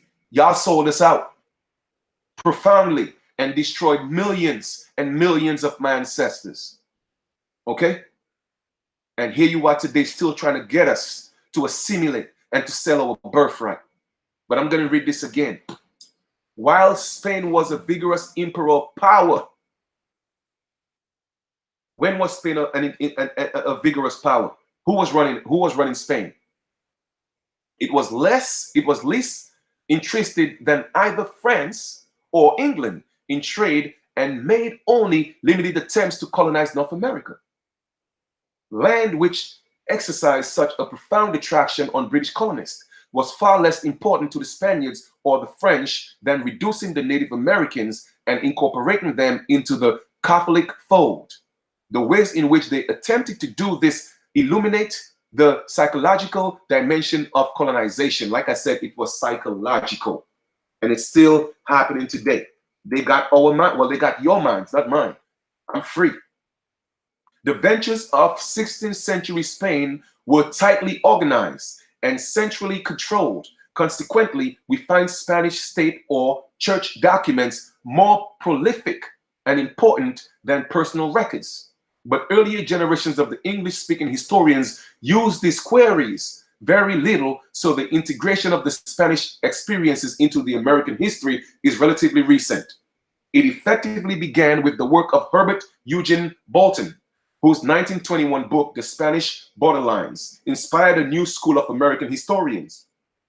The French role in American history came earlier to the attention of the American historian, primarily because the French were active closer to the main population centers of the British colonists, and because their European rivalry spilled over into the New World, where it also drew in Indian allies and ultimately exploded in the French and Indian War. In addition to these stirring events, French officials and explorers also left several works of vivid description that were easier to access than dry official reports. Notable among these was the account of Samuel, as he spelled his name, de Champlain, or Champlain, who tells us how French imperial strategy emerged and sets out the impact of firearms on Indian societies, while little remains of the engraving of Jacques de Le Moyen de Mongues. They offer a contemporary view of the Indian villages. Canada naturally figured prominently because that was where most of the French efforts focused, but the French rule was southern Atlantic coast has now begun to attract the attention of scholars. Most of the raw materials and finished products, the primary and secondary sources we have, however, are by English-speaking colonists. The first materials that came to hand were accounts of the voyages of discovery. Historians treat these tales of daring do, many of which were collected by Richard Hakluyt as raw materials, but Hakluyt, as he freely acknowledged, thought of them as propaganda for the English imperialism. The adventurers who wrote them were reporting to their sponsors, glorifying their achievements, justifying their failures, or encouraging future investment in their projects. Some of their reports, then considered confidential government documents, were suppressed, expurgated, lost, or destroyed. Others were not read until long after they were written. but in the aggregate, they were the mind that earlier American historians worked. English ventures into the northeastern coastal area, Virginia and New England, were initially privatized and more freewheeling than those of the Spanish. So the early reports were more personal and less official. Captain John Smith was as accomplished and flamboyant an autobiographer as he was a soldier. His account of the Jamestown settlement was published in London in 1624 to great acclaim. Among modern historians, David Beers Quain was particularly diligent and able to his efforts to compile records of the early English, Spanish, and French explorers, such as the Roanoke voyages 1584 to 1590, and England and the discovery of America 1481 to 1620. And that's still the introduction. All right. The South of them, they were acutely aware of, indeed, often respectful of their Native American neighbors, on whom they depended for food and introduction and instruction. Because they often did not understand the nature of the Indian society or government, they explained it in the only terms they knew, European titles and offices. Once again, we had governments, and our societies were so complex, they couldn't explain it. They found kings everywhere they went, my brothers and sisters, and I'm talking about in the 1700s, okay? They found kings everywhere they went. Now, let me stop here for a second and come back to y'all, man. I got to come back to y'all. My brothers and sisters, are y'all with me? My brothers and sisters, I'm asking, are y'all with me? Because I want you to know, just in the 1700s, they found kings everywhere they went. How the hell did you come from a slave ship, from a slave boat? How the hell do you have Sinetta and them telling you that you are black and you're from Africa? How the hell do you have Pharaoh telling you that you are black and you're from Africa? It's amazing how slaves came from Africa, right, in the 1600s, and in the 1700s, all of a sudden they were kings. Man, y'all got me sweating in here. Sure. Whoa. This is mind-boggling. But anyway, you know, I'm lost for words. Like, seriously. Let me get back to this. Let me get back. And you know, guys, I'm just passionate, okay? I'm not upset. I'm not mad. I'm not even mad at the Moors, okay? I'm just trying to let them understand that I know the truth, okay? I know the truth. The game is over. I know that y'all was strategically put in place to be the last frontier of the rise of the Aboriginal people. We are not Moors. Okay, and I've proven that a million times and given enough information. So stop trying to get us to sell our birthright and make us subjects of Morocco. Okay, we are not subjects of Morocco. And we'll never be subjects of Morocco. At least I won't be. They're gonna have to take me out. All right, just so y'all know, I ain't the one. Let me proceed. Okay, kings. They found kings everywhere they went. They were also struck by how much the Indian villages reminded them of the English villages. Later historians, whose contemporary Native Americans were the semi-nomads of the Great Plains, forgot these early accounts. It was politically correct to portray all Indians as nomads to whom land had little value. This explained and partly justified colonial land grabbing. Now, let us look at that term nomads so that you see, we have to study to understand what we are reading. Nomads, I know what it means, but I want you to see. Let's look at nomads. All right, nomad. A member of a people having no permanent abode or who travel.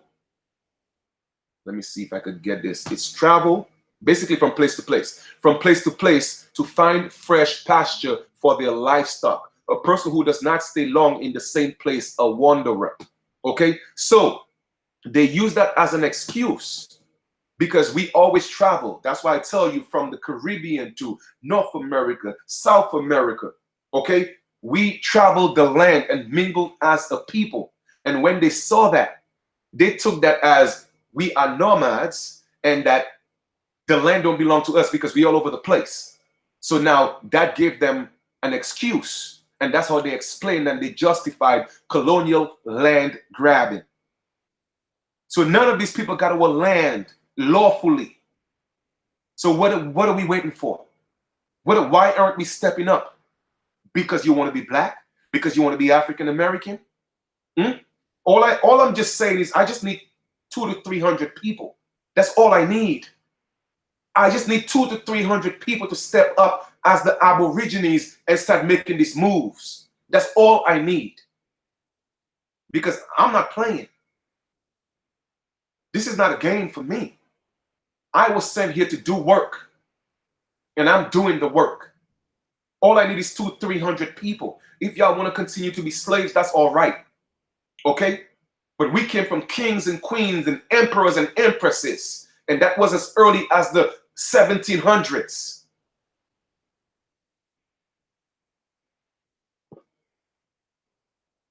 Let us continue from here. Okay? It is only recently that we have revised our vision of the northeastern Indians to see them as indeed they were, as settled villagers and farmers to whom had land was supremely important. Of course, our land was important to us because we lived off the land. We had a symbiotic relationship with nature. How could our land not be important to us? But we live freely. So we traveled our land uninhabitedly. So why are they forcing us to pay tolls? We're not supposed to be paying tolls. But I'm trying to wake you guys up to see, man. All I need is 200 to 300 people. And I'm about to turn this whole thing around. Believe me. Together. I don't want to do it alone. I don't want to be no Malcolm X. I don't want to be no Martin Luther King. Each and every one of us could be that. Okay? Together. In some ways, our most valuable legacy of the very early times is the collection of what survived of the drawings made in 1585 by John White. They enable us to come as close as we will ever will to seeing how the native population actually looked and in what they lived. Okay, this is very interesting. I love doing this. For the growing Atlantic coastal colonies of Englishmen, Scots, Irish, Germans, and others who were absorbed into what modern writers call British America, relatively abundant records exist. From the very early days, William Bradford is one of the most important chroniclers. His and other early accounts were concerned primarily with their tiny societies, how communities ruled themselves, drew up laws. Yes, we had laws. Developed legislatures. Yes, we had that. Courts. Yes, we had that. Administrations. Yes, we had that. And above all, worked their lands. Okay? Yes, we had that. Hence, House Resolution 331, the United States is thanking our ancestors for showing them how to create the United States. But the United States was only created to do commerce, and they were supposed to be paying us taxes, not we paying them taxes. Y'all gonna learn today. While they focused on the local events and papers, they had also to deal with their British patrons and crown authorities. It was not until nearly the end of the 19th century that this first historian tried to make use of the British records. Alexander Brown's The First Republic in America, the Genesis of the United States. Oh, we got our own Genesis, huh? Challenged scholars to go back to original documents because he argued the British had suppressed some of the important information in the published materials. Of course, they're going to suppress the information. They don't want us to know. Partly stimulated by him, a virtual industry began to assemble and make available all the papers that survived. Unless fairly recently, These and other colonial records focus attention on the creation of institutions and the promulgation of laws and regulations by the settlers and away from the relations with the native peoples. Serious historians paid little attention to the way people lived in the new environment. Let me see. The first ventures into social history, what people ate, how they were housed, the clothing they wore, how they kept warm, how they moved about. These and other things were simulated by writings of the colonists about themselves. One of the fundamental problems they faced was their identity. Isn't that what we face today? Hmm? At first, all of them would have said that they were Englishmen, but as years passed, they began to hear three words that suggest a blurring of this identity. Increasingly, England was referred to as the mother, the new lands, originally thought of as plantations, came to be identified as discrete colonies that were the daughters of England. In them, we can discern a common historical experience of growing up and growing apart. That is everywhere the nature of colonialism. Okay, so what it is, the Blackamoors, okay, the British, the Moors of England, because they came to colonize us, they call themselves the mothers. Okay, and that's why you have a lot of Moors tell you that the Moabites is the mother of civilization, which is not true. Okay, so once again, I'm showing you, I'm connecting the dots for you. The British they are talking about, yes, those are our Moorish brothers. Okay, they are our Moorish brothers. They were of the darker hue.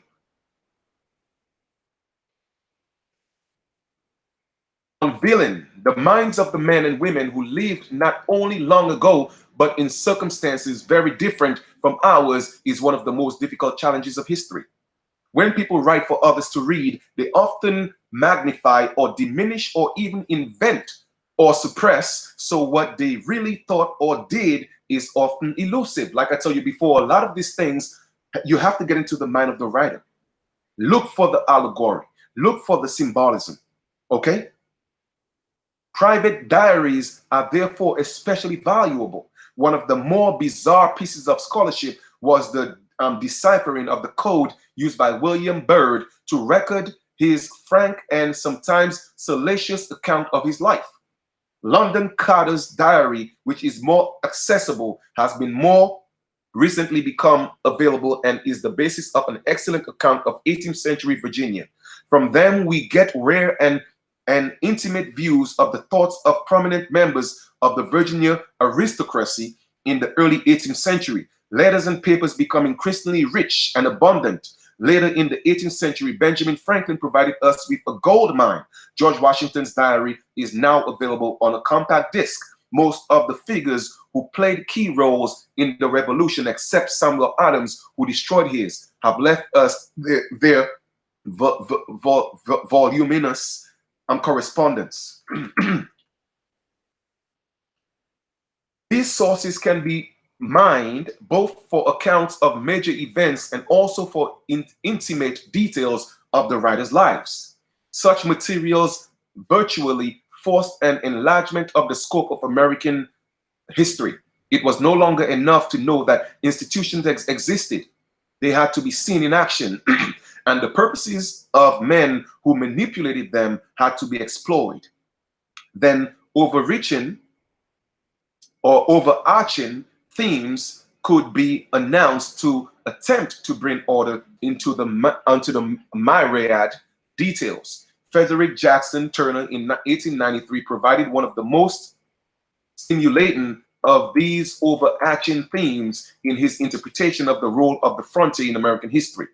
He turned our attention away from the towns along the Atlantic coast towards the interior in the 17th century. For Turner, the actors who counted were the white settlers and those who urged them on or tried to control them. But inevitably, those with whom they interacted, the Native Americans, had to be understood. The understanding was long in coming. Until the 20th century, historians were content to portray that Richard White called the white man's Indian. Colonial and early American historians have made Indians marginal to the periods they describe, wrote white. You hear that? They have treated them as curiosities in a world that Indians also helped create. Having rediscovered them, some historians echoed Bartholomew de las Casas in treating them as tragic victims, as merely the objects of white people's actions. This was perhaps inevitably, since most of what we have to draw upon was recorded by whites who not only did not fully understand Indian culture, but regarded Indians only as competitors or even terrorists. You hear that? Don't they look at you as competitors today? Don't they look at you as terrorists today? Nothing new under the sun. But you wanna sleep in bed with them, right? Progress toward regarding Indians as people with disseminable interests, policies, and both successes and failures came only recently. Carl Bridenberg rediscovered perhaps the first of the anti-colonial Indian statesmen in late 17th century Spanish America and speculated on his possible role in Jamestown in the early 18th century, thus trying together three early American themes: the Spanish, English, and Indian. Many scholars have now joined a wave of revision regarding the Indians. Stimulated by a new generation of historians, we are beginning to see them vigorously interacting with one another and with white societies, recognizing them as actors rather than as objects, and seeking to comprehend their often complex attempts to protect their way of life through resistance, accommodation, diplomacy, and unification. By the middle of the 18th century, Indian seers were trying to formulate regiopolitical doctrines to starve off the regiopolitical attack of the Europeans. And that was when, just in the 18th century, we were still rejecting their religions. We were still rejecting their religions. We didn't want Christianity. We didn't want Islamism or whatever it's called. We didn't want that.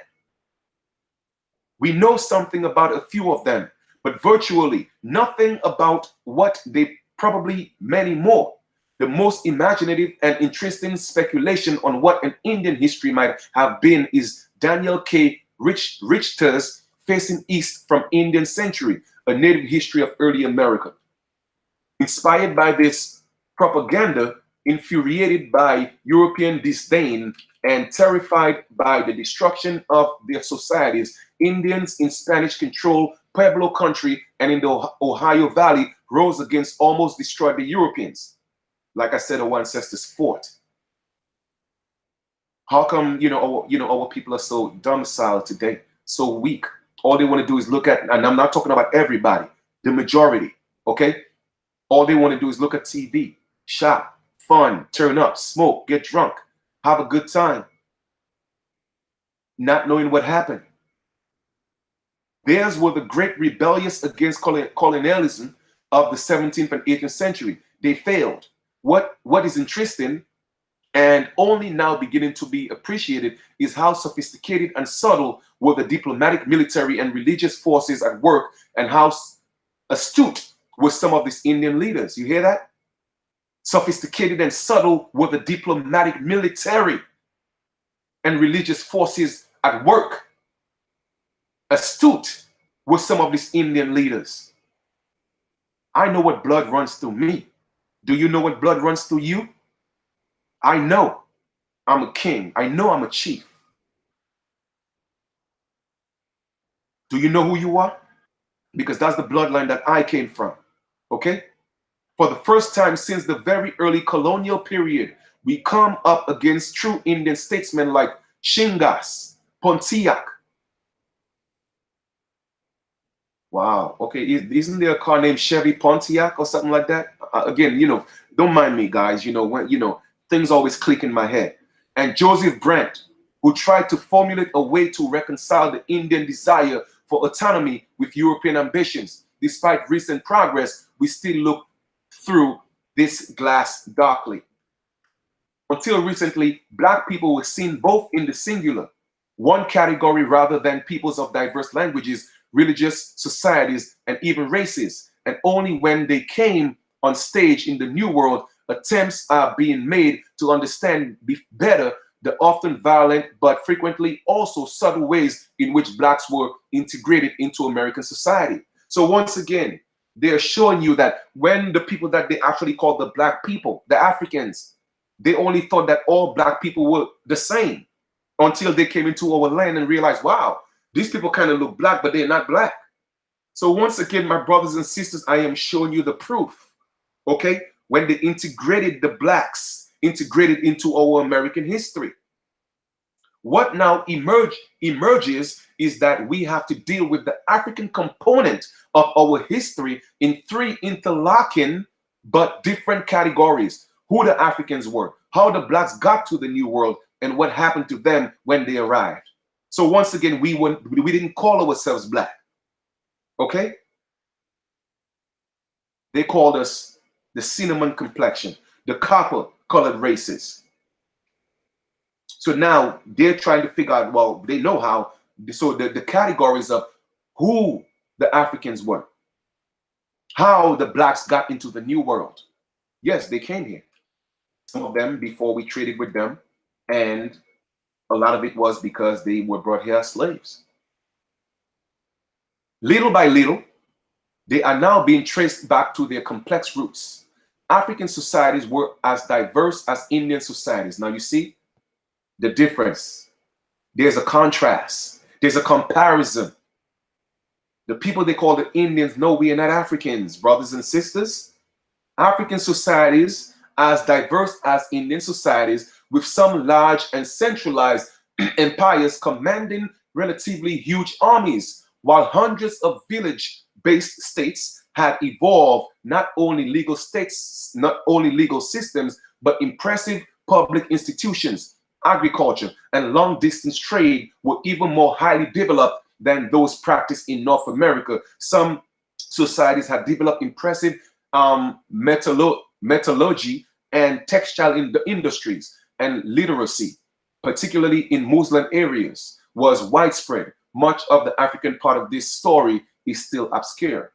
Relatively speaking, great progress has been made on understanding the Middle Passage, the slave routes to the New World. A number of accounts by white slave traders describe in horrifying detail what the voyages were like. Randy Sparks followed the path of two African slave traders who were themselves enslaved to put together a fascinating account of their experience in the Princess of Calabar. So let me ask you again. They were slaves, right? And then they became slave traders, right? So again, I'm showing you the proof. Moors who became slaves because they were slaves after they lost power in Spain. Okay, some of them were enslaved and they made deals and became slave traders. I'm just here to open up your eyes and you do what you want with the information. Okay, the two princes, Calabar. Robert Harms took a log of one vessel, the diligent to give a detailed but relatively benign picture of the passage. Another account by a former slave, Aluda Equano Gustavus Vasta, is unique. We have almost nothing by blacks offering real insights into slave life in America during the 17th and 18th centuries, and probably never will. We are forced to rely on accounts by contemporary whites and some later accounts by blacks. So once again, of course they're going to lie to you. You think Caucasians are going to tell you the true story? And then you have these so-called blacks adapting it from them, spreading the propaganda and the lies, and they're still doing it today. We are now able, however, to move out onto the fringes to see how runaway communities, of which some were mixtures of blacks, Indians, and whites, known as Maroons or Cimarroons, established themselves, how transracial ties were created, how religious thought permitted the hundreds of small and often isolated communities, and how visions of freedom survived to be expressed when opportunity afforded at the onset of the revolution. A major start has been made, but this remains still almost uncharted territory in American history. Now I'm trying to see, hold on for a second. Let me just, analogous to but less tragic than the story of the blacks who came unwillingly to America was the migration of the many thousands of frightened, condemned, indentured, or exiled Scots, Englishmen, Irish, French, and German people. Now, I'm going to read this to you guys again because you guys think I've been making stuff up. All right? And a lot of these Moors are getting in their feelings, but I'm going to show it to you right there again. Okay? Analogous to, but less tragic than the story of blacks who came unwillingly to America was the migration of many thousands of frightened, condemned, indentured, or exiled Scots. Yes, they were also black, so-called black. Englishmen, yes, they were also black because they was trying to get away from their brothers who was enslaving them in England. Okay, the Blackamoors, the Irish, okay, the French, and the German people.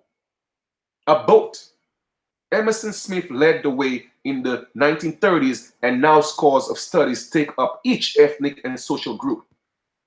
Once the immigrants from Europe and Africa arrived, it seemed possible for the American history to stop at the water's edge. What happened here was American history.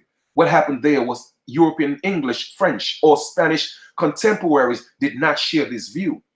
They were well aware of what was going on, and beyond Europe, already in the 17th century, they were creating markets, exporting and importing later. In the 18th century, popular movements in England, Scotland, Ireland, France, Corsica, and even distant Poland would attract their attention. Only recently have we rediscovered the outreach of our history. Franco Venturi, Polini, Mayer, and Bernard Berlin have each contributed to broadening this view. Economic affairs were already being discussed in the 17th and 18th century. Adam Smith wrote perceptively about colonialism in The Wealth of Nations, and he was by no means the first or only one to do so. All right. See, we're still doing the introduction. I'm trying to see how far is that introduction going. I want to get into I don't want to skip anything, but let me continue to read. You know what? I'm gonna just continue to read. Religion as expressed in cultural orientation was at the forefront of Spanish, French, English, and as we know now, Native American thought.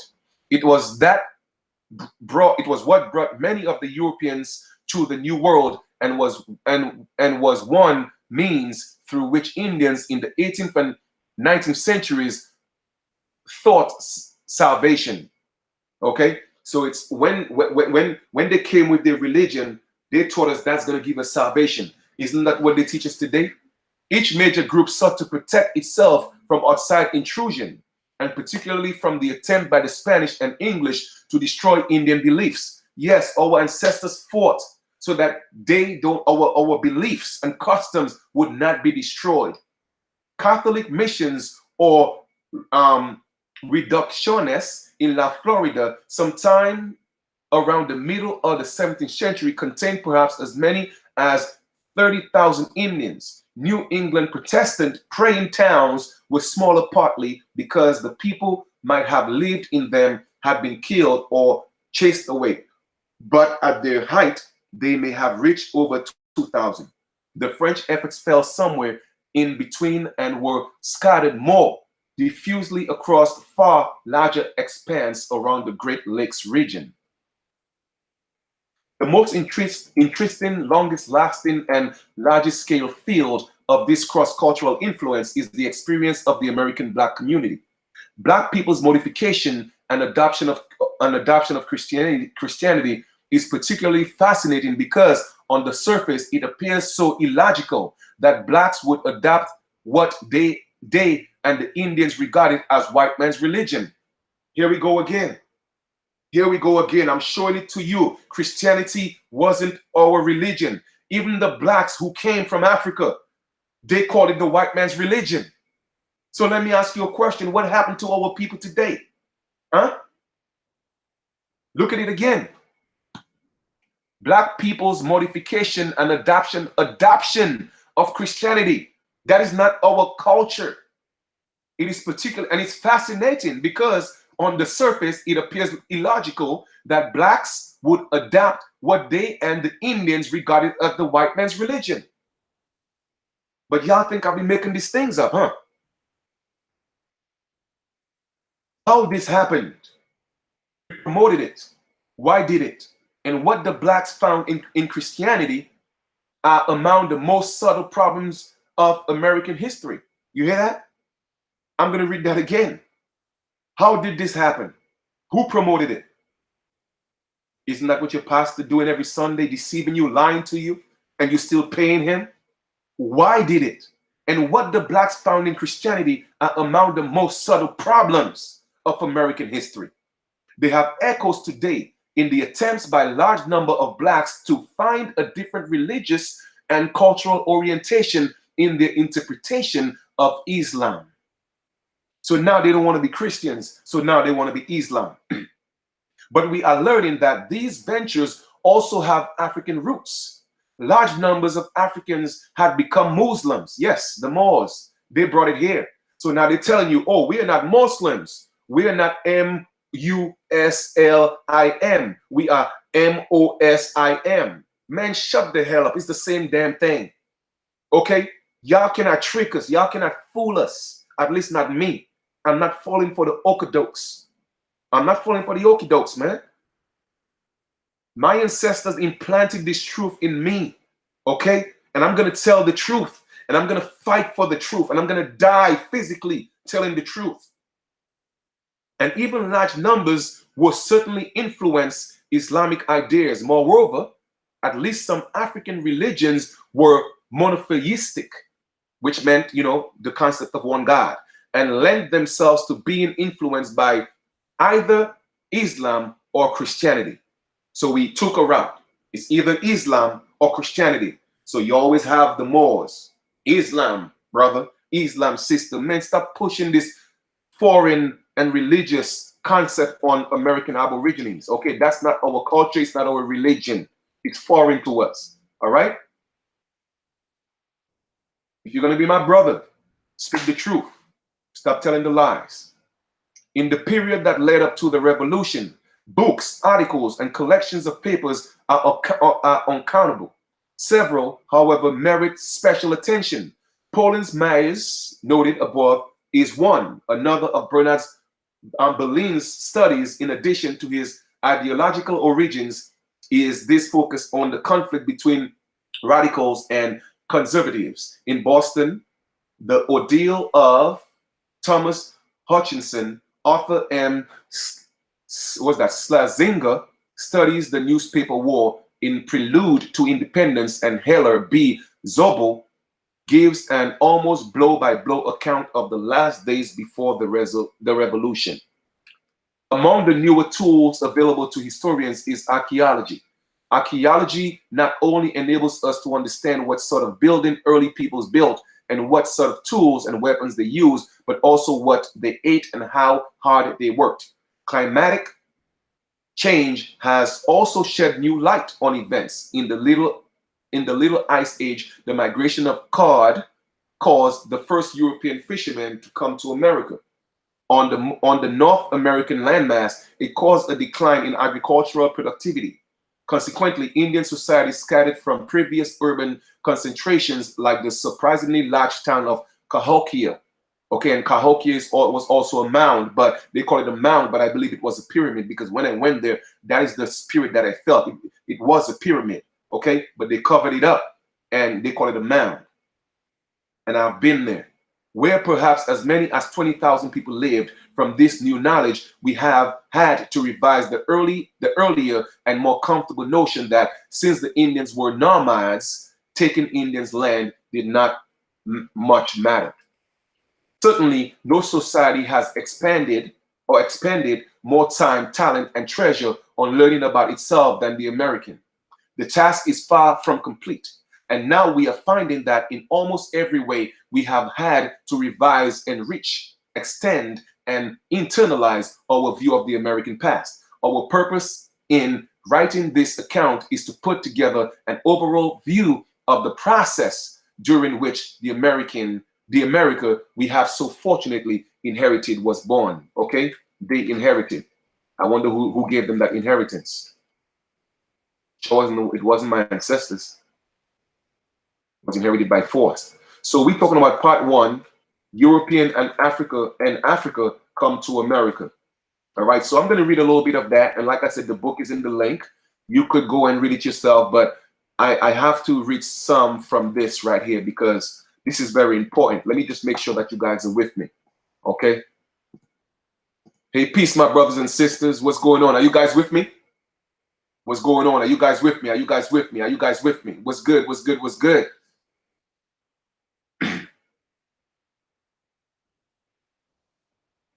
All right, we going in, man. Chief is going in today. All right, we in school today right now. We learning. I just want to know, are you guys with me? What's up? What's good? What's good? What's good? It's 12:20. It's 12:25. We started at 10, so we've been on for over 2 hours right now. We're gonna go on some more. Okay, we're gonna do some more. We're gonna do some more. Should we continue this, fam? What's good? What's good? What's good? All right, where we at? Where we at? All right, definitely, definitely. All right, we going in. We going in. We going in. All right, because the first chapter, this was just the introduction, and if it blew your mind with some of the information, wait on the first chapter, okay? And like I said, the book is in the link below. So regardless of what people say, you could hit the information as much as you want. I'm only here to point out the facts, okay? Facts over feelings, and that's the motto right now. All right. So let us get into this. I'm gonna proceed. I'm excited. Let's get into this. Let's do this. All right. Chapter 1. Who were the Native Americans? The Spanish, French. Their first assumption that the natives were Chinese was soon abandoned. The natives obviously were not European and did not seem to be African either. Chief, stop. Chief, stop. Okay, stop. I don't think they're ready for this. I don't think they're ready for the truth. I don't think y'all can handle the truth, man. You know what? I'm just playing. I know y'all can handle the truth because Chief is dropping the truth, all right? You hear that? You hear that? Did not seem to be African. We were not Europeans, okay? And we did not seem to be Africans, all right? Sinetta, okay, Pharaoh? We're not Africans. The explorers could not think of any other possibilities. William Strachey spoke for them in 1612 in his history of travel into Virginia, Britannia. It were not perhaps too curious a thing to demand how these people might come first and from whom and whence, having no intercourse with Africa, like I said, Asia or nor Europe. Like I told you before, we didn't even know Africa existed. We didn't know these people. Some of us had dealt with them through trade and migrate, like traveling. We had done some type of barter, commerce, trading. But for the majority, we had never seen Africans. We didn't know what Africans looked like. Okay? Neither Asia nor Europe. And considering the whole world so many years, by all knowledge received, was supposed to be only continued and circumscribed in discovered and traveled bounds of those three. All right. Now, the spelling is different because the writing is a little bit older. So if some of the words kind of throw me off, my apologies for that. All right. But I'm gonna get this. The Indian societies he saw, Strachey would have been astonished to learn, were formed by thousands of years of migration, splitting apart, rejoining, exchanging mates, settling and adapting essentially the same process that shaped European lives and culture. Just as Europeans were products of migrations of West Asians, so the Native Americans were descendants of migrants from Eastern Asia. So they're saying that the Native Americans were descendants of the migration from Eastern Asia. Okay, so let's leave that here for now. And they're saying that the Europeans were of the Western Asia. Okay, and just as the Europeans' languages give a view of the history, so American Indian languages illustrate a background. The first Indians the Spaniards encountered in what they named La Florida spoke dialects of a language known as Muscogean. It was one of the 583 languages that have so far been identified as spoken by the natives in North and South America. So once again, we spoke many languages. How many of them do we speak right now? Yes, English. Linguists traced it back to a town they call Amerind. Linguistic evidence points towards Northeastern Asia as the origin. Okay, now they're speaking of the language and they're saying that based on the language, it is saying that it was called Amerind. Okay, and they traced it back to points of what they call Asia. All right, but in the very beginning, they said that we were not Asians, we were not Africans or Europeans. So once again, it shows you that the diversity of culture, and we were already trading with Asians. We were already doing trade with Asians, which was, yes, dark-skinned people. What spread of the language indicates has now been confirmed by genetic studies. Together, they suggest that ancestors of the American Indians probably began crossing to North America 30,000 years ago. Probably. Let us look at, I know what probably means, but let's go look at the definition of probably. All right, we're not going to take anything for face value. You know, we are going in, you know, we are reading and we are studying so that we have a true understanding of what they are saying. Probably, almost certainly, as far as one knows or can tell, okay? Chances are, okay, there's a possibility. It's likely. Does it mean that it's a fact? No, but probably began crossing to North America roughly 30,000 years ago. Climatologists now believe that from about 60,000 years ago. So you see, they keep going back. The point is, regardless of what they say, even whether it may have been 30,000 or 60,000, it goes to show and prove that we didn't come on no damn slave ship. Okay? And that's why I am doing that. But then again, those are hypotheticals, probably, because they don't know where we came from. And that's because we have always been here. Okay? Asia and North America were joined at what is now the Bering Strait, and archaeologists have found evidence of human settlements in northern Siberia from about 40,000 years ago.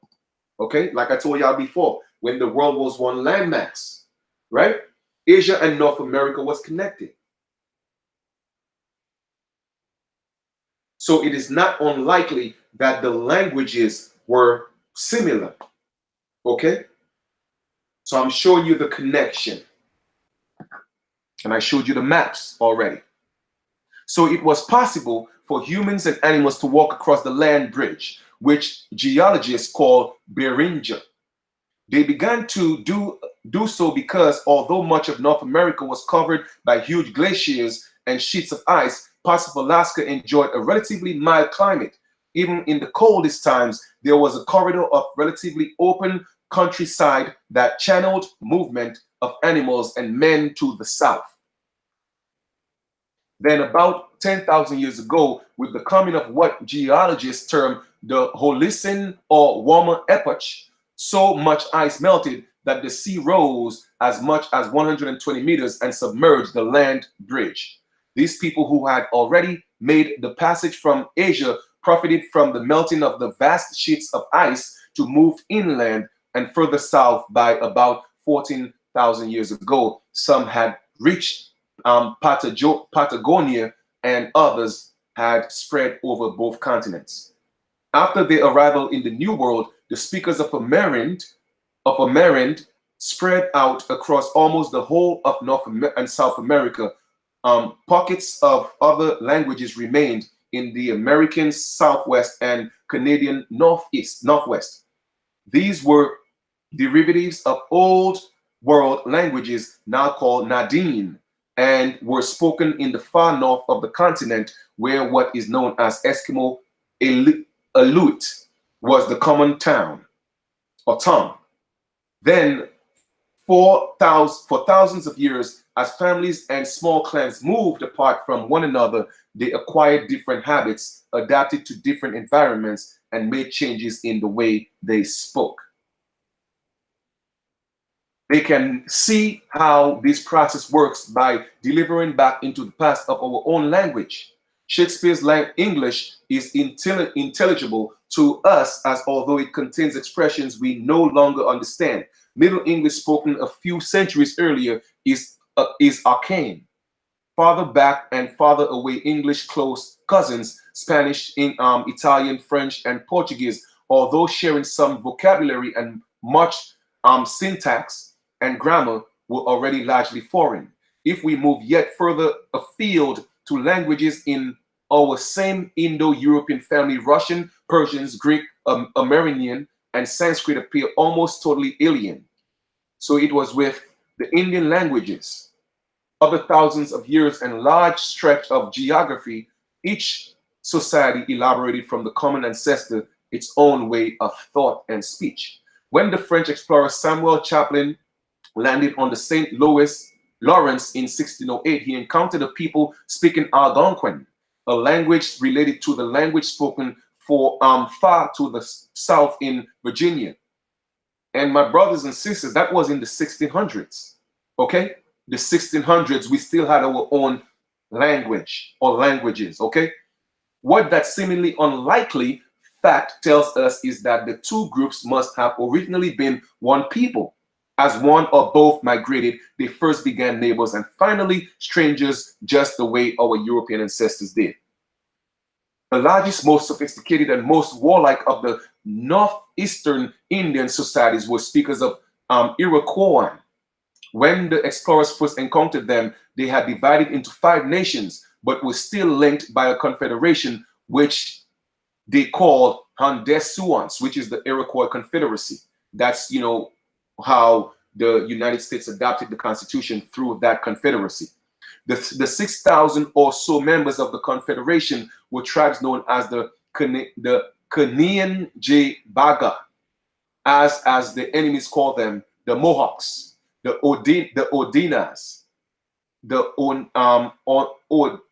Onondagas, Kuyagas, and the Senecas. Related them and speaking dialects of Iroquois were the Cherokee and Tuscarora, who had earlier migrated southward. Another family of language was the Siouan, spoken by the people who dominated the Piedmont southward from Maryland.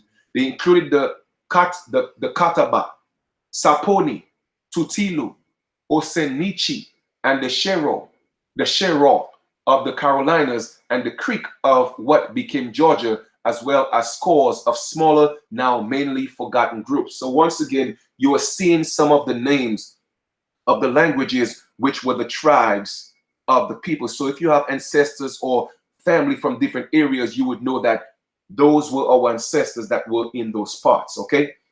A fourth collection of societies, the North American native people the Spaniards first knew, spoke varieties of Muskegean and inhabited the Gulf coastal region from Georgia to Mississippi.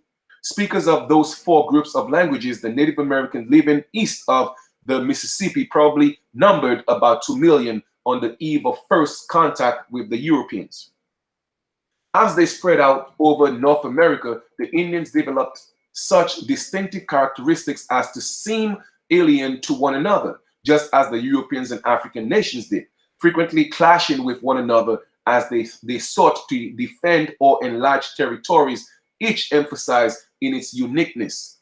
And like I said before, I've reiterated that, yes, we were one people, but we were strangers to each other to a sense because we lived in different territories, we had different languages, and we had to adapt to each other.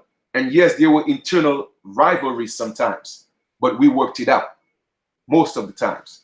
Many of the Indian names for themselves meant the people. All right, we have always, when the names have been translated, we have always called ourselves the people or the real people, okay, or the real people. That is, each group asserted that it was fundamentally unlike its neighbor. So each of the groups, regardless of the language, we always call ourselves the people, the real people, all right, compared to our brothers and sisters. So I guess that could have caused some type of contention, you know, each and every one of us thinking, you know, well, I'm the real one. And, you know, basically that's what they're insinuating, who were not real people. As the Spanish, French, and English invaders quickly realized these differences had given rise to bitter and long-standing hostilities that made it virtually impossible for the Indians to combine against Europeans. Isn't that what's happening today? It's the same thing. We had our internal situations, and the colonizers used that as an opportunity to divide and conquer. Okay? And that's just what it is. And for all these so-called conscious people, you know, Sinetta and them, Pharaoh and them, by you calling our people Africans, okay, again, it shows that the divide and conquer tactic worked on you. It worked on you because you're preaching the narrative of the colonizers, taking us away from our land. All right? With their eyes firmly fixed on their neighbors, time after time, group after group, Indians would welcome foreign invaders and attempt to use them in local struggles. All right, that's where it started. We had beefs with our brothers. All right, and what did we do? So once again, I can't just blame the Moors for what happened to our people. I have to blame some of our ancestors as well, because we invited outsiders to come into our mix to try to work out our situations. Isn't that what's happening today? A man and a woman have a baby. They can't get along. What they do? They go to the colonizers' courts to work out their situations, thinking it's going to get better. There's nothing new under the sun. This was also the experience during the European conquest of Africa and Asia. European military force often provided only stiffening to the mainly indigenous armies that established European rule. Moreover, individual tribal societies could never match the manpower that national consolidation in Europe gave Britain, France, and Spain. Fragmented as the vast areas of Africa, Asia, and the Americas, in fact, were, each was outnumbered as well as outgunned by the invaders. While diverse and often mutually hostile, and societies also retained many common features, since no Native American society north of Mexico produced or bequeathed to us its own record, we glimpsed them only in the blurred picture presented by European visitors. None of the first Europeans, of course, spoke native languages. When a few did learn some dialect, they rarely thought it worthwhile to try to capture the thoughts, fears, or hopes of any Native Americans. The most sophisticated of the observers, the Jesuit priests in the areas controlled by Spain, learned more but also were more hostile to Indian culture. A striking example is given in the account of the Jesuit missionary Juan Netuin. The ceremonies of their heathenish weddings are not fit to be described in detail. I shall also mention the more decent. They gather together, old and young, and the young men and marriageable women are placed in two files. At a given signal, the latter began to run, and at another signal, the former to follow them. When the young men overtake the young women, each one must take his mate by the left nipple, and the marriage is made and confirmed. Again, that was our culture, all right, of some of the tribes. Before they would get married, so to speak, they would line them up, and the women on one side, and the men on one side, and they would run, okay? And then when the men catch up to the women, they would kind of like pinch the left breast, and that would confirm the marriage, okay? We didn't do it with a ring. Then all at once they take mats of palm trees, palm tree leaves, with which are prepared beforehand, and without further ceremony, each couple is placed on a mat, and the rest of the people go on rejoicing. Now, as you could see, you have the Indian societies, you have the Ajibwa. So, like I said in the book, so that will give you some of the names of some of the Indian societies. Okay, Ajibwa, Menomini, Ottawa, Algonquins, Malasite, Micmac, Algonquins of South New England, Illinois. All those are original names. Iowa, Missouri, Osage, Shawnee, Totilo, Cherokee, Katawa, Creek, Chickasaw, Choctaw, Natchez, Mobile. All right, Illinois, that's the same name. Biloxi, that's Aboriginal names. Okay, so you could go through it, and once again, you would see the areas. A lot of people always ask me, well, Chief, my mom, my dad, my grandmother's from this area, but I can't find the name. So here you go with the map. So there you know again. So go through that and take some notes. All right. The priests consider dances, feasts, and even athletic competitions almost as bad as sex. To them, all the ceremonies except their own were satanic. Even an outburst of joy when rain fell on the parched desert seemed sinful. Most of those who could have told us much about the Indians were simply not interested. Perhaps the longest and most intimate contact between a group of Europeans and a Native American was at Plymouth. There in 1620, William Bradford met a man he called Squanto. This man had visited England and had apparently a considerable command of English. As Bradford describes it, Squanto had a warm and friendly relationship with the pilgrims. By teaching them how to plant corn and how to survive in the cold New England, he quite literally saved their lives, and he stayed with them for over 30 years until about 1653. But Bradford, in his otherwise instructive writings, gives no hint of what Squanto might have related about his people. Obviously, Bradford did not care. So these people came, we fed them, they stayed among us for 30 years, all right? And this is what happened. Man, this is unbelievable. Remarkably different, indeed, for the late 17th century, probably uniquely different, was the Virginia colonist Robert Beverly. He wrote, I have been at several of the Indian towns and conversed with some of the most sensible of them in that country, but I could not learn from them, it being reckoned sacrilege to divulge the principles of their religion. So Beverly did not sit passively by. He took an opportunity to break into a Quacasan shrine to see what it contained. He found it almost as bad as the Puritan church, but he examined osuri, and an idol variously known as Oki, Kukos, or Kuwasa. From other Indians, he had learned that each town had its own shrine. Unsatisfied, Beverly sought out a particular intelligent Indian and sitting him closely by a large fire and giving him plenty of strong cedar, which I hope would make him good company, and open-hearted, plied him with questions. The response he got was remarkable. And you know what cedar is, right? Alcohol. Its people believed God was universally beneficent, that his dwelling was in the heavens above, and that the influences of his goodness reached to the earth beneath. God is the giver of all good things, but they flow naturally and promiscuously from him, that they are showered down upon all men indifferently without distinction, that God does not trouble himself with the impertinent affairs of men, nor is concerned at that. Do not what they do, but leaves them to make the most of their free will and to secure as many as they can of the good things that flow from him.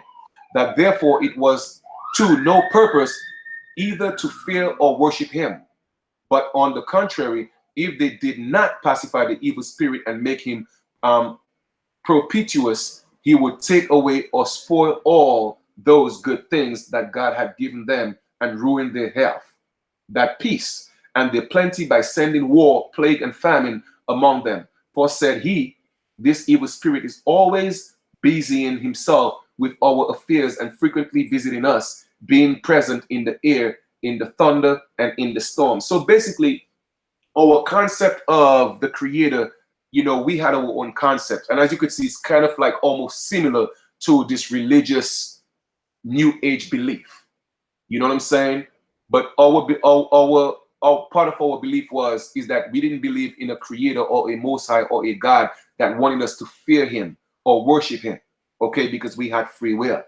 But however, we believe that it was up to us to control the evil spirits and not get tempted by the evil spirits. All right. I know of no other early account in which a white colonist tried to carefully to understand Indian belief or indeed other aspects of Indian life. Much of what we know of Indian life comes from later centuries, but by then, Indian societies and culture had been violently transformed. The older people who were the carriers and disseminators of tradition died before they could perpetuate their law. Once, didn't I show y'all this before? The law was the spoken word, L-O-R-E. All right, we didn't write things down. That was the law. It was spoken straight from the mouth to the minds to the heart. All right. Once again, everything that I talk about is coming into full circle. And I'm showing you the proof in many different sources. Societies imploded and mingled with survivors of alien groups so that the sense of being a people withered. And the whites, having filled the lands with their own kind, moved ever westward. It is what white people later saw or heard about in the West that largely unconsciously we see as Indians in our mind's eyes. Unconsciously we see as Indians, all right? Now, you hear that? It is what white people later saw or heard about in the West that largely unconsciously we see as Indians in our mind's eye. What our more recent ancestors learned about the 19th century nomads of the Great Plains has been further programmed in our minds by cinema. My brothers and sisters, I don't make this thing up. I don't make it up. Hollywood, okay? Your idols and your celebrities, they know, but they continue to promote the lies, all right? They give you the fake Hollywood Indian with this, with the narrative of these natives looking pale and the long hair.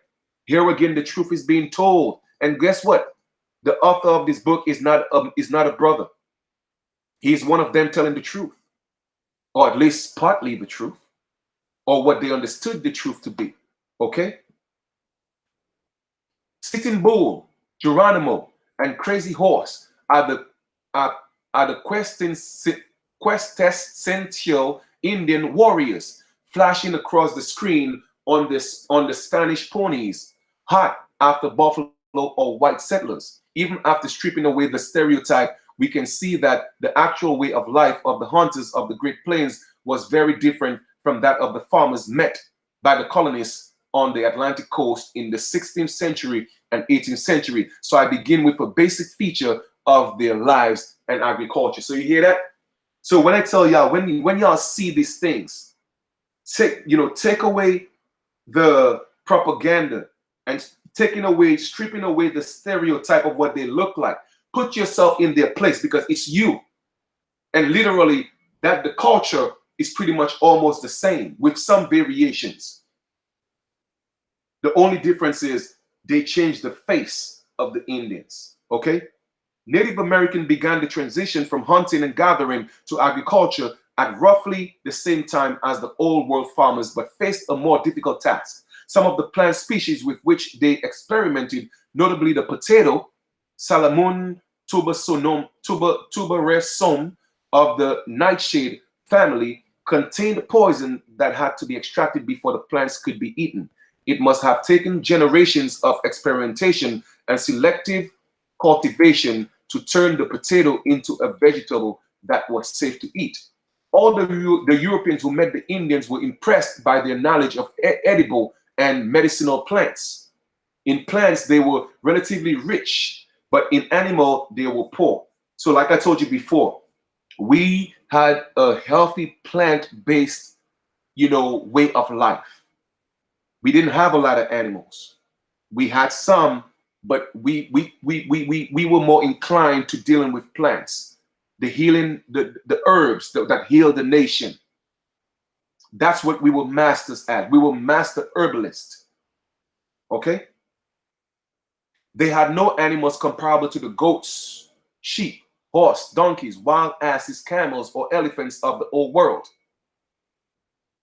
Their only domesticated animals was the dog. Okay?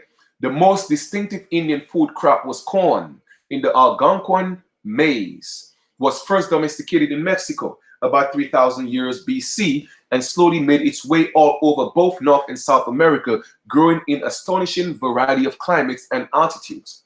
The English marveled at its fecundity. Fecundity.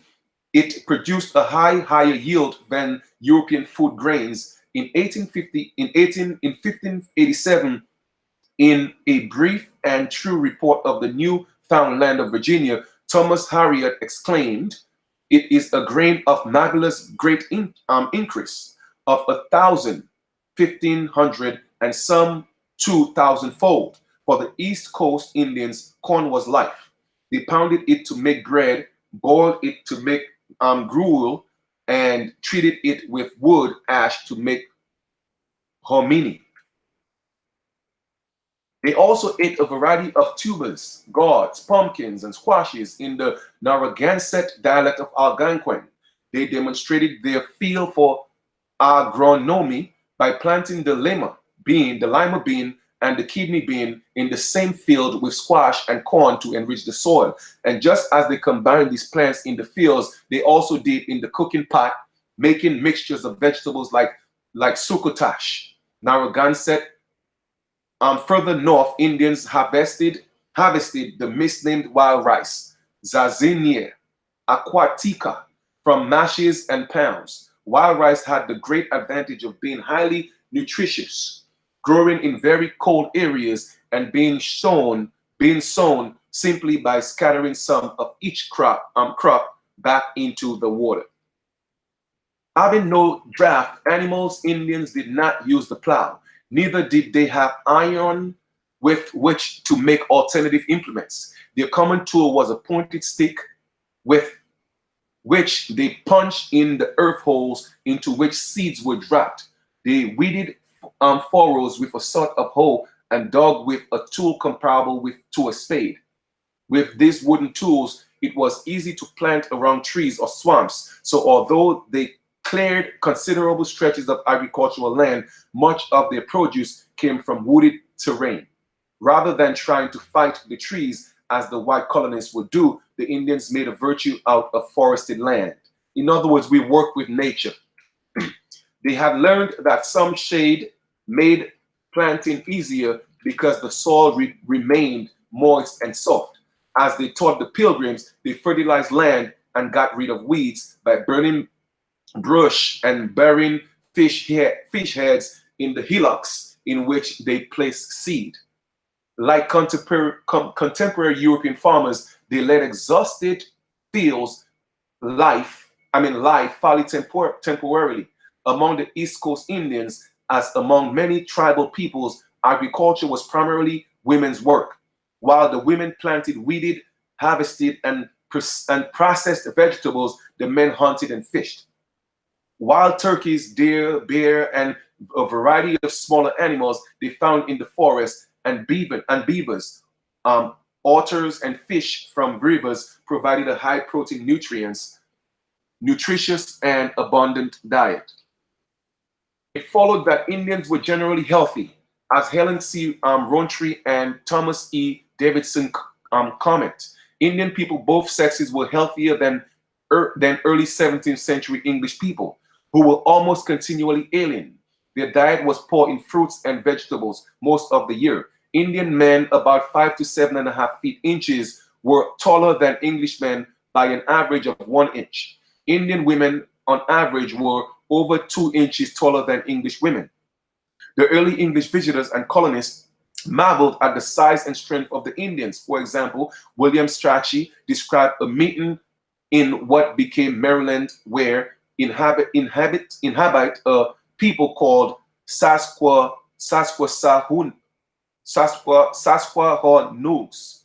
Such great and well-proportioned men are seldom seen, for they seem like giants, okay?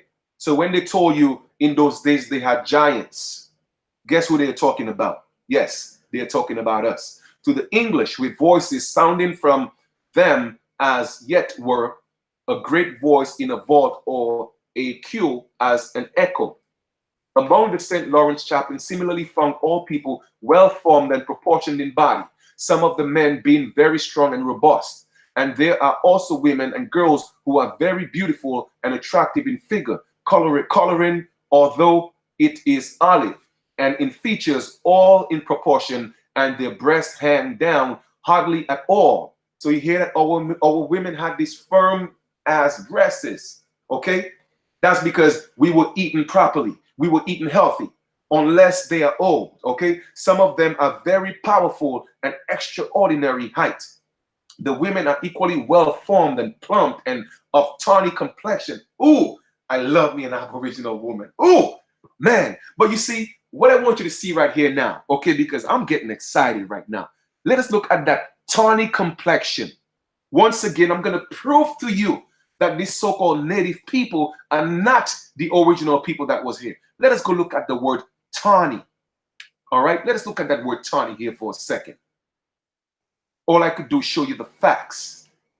Tawny. Let us look at tawny here for a second. Tawny.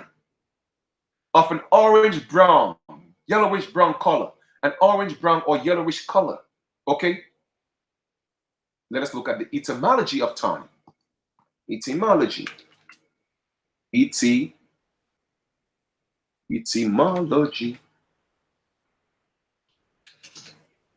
of tawny. Right? Man, I'm telling y'all better wake up. That copper-colored races. Copper-colored races. All right? Check this out. A tan color, like brownish yellow of tanned leather. Okay? From French, tannet, dark brown. Dark brown. All right? Why do you think people have tan in salons? Because they want to be tawny, like you, like us. Tawny, dark brown. Y'all better, man, listen. I don't know what else to show y'all, man, because all I could do is show y'all the facts. Particularly, let me read that again, man, because I just love this. Some of them are very powerful, and they're talking about, an extraordinary height. The women are equally well formed and plump and of tawny complexion. Particularly striking to the early observers was the strength of the Indians and their skill with their primitive weapons. George Percy described the test of the Indian strength and skill with a bow and arrow in these words. One of our gentlemen having a target, a shield, which he trusted in, thinking it would bear out a slight shot, he set it up against a tree, willing one of the savages to shoot, who took from his back an arrow of an eel, 45 inches long, drew it strongly in his bow, shoots the target a foot through or better, which was strange, being that a pistol could not pierce it.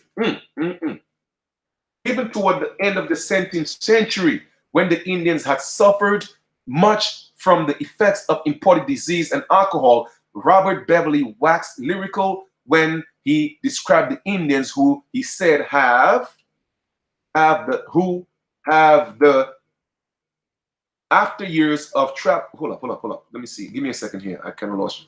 All right. The cleanest and most exact limbs. You hear that? The cleanest and most exact limbs in the world.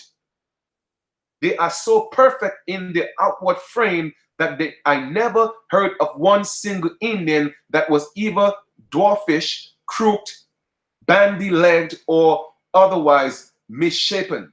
Their women are generally beautiful, possessing an uncommon delicacy of shape and features, and wanting no charm but that of fair complexion.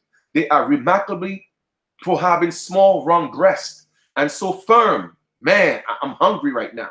That they are hardly ever observed to hang down even in old age. My sisters, you are gorgeous and beautiful.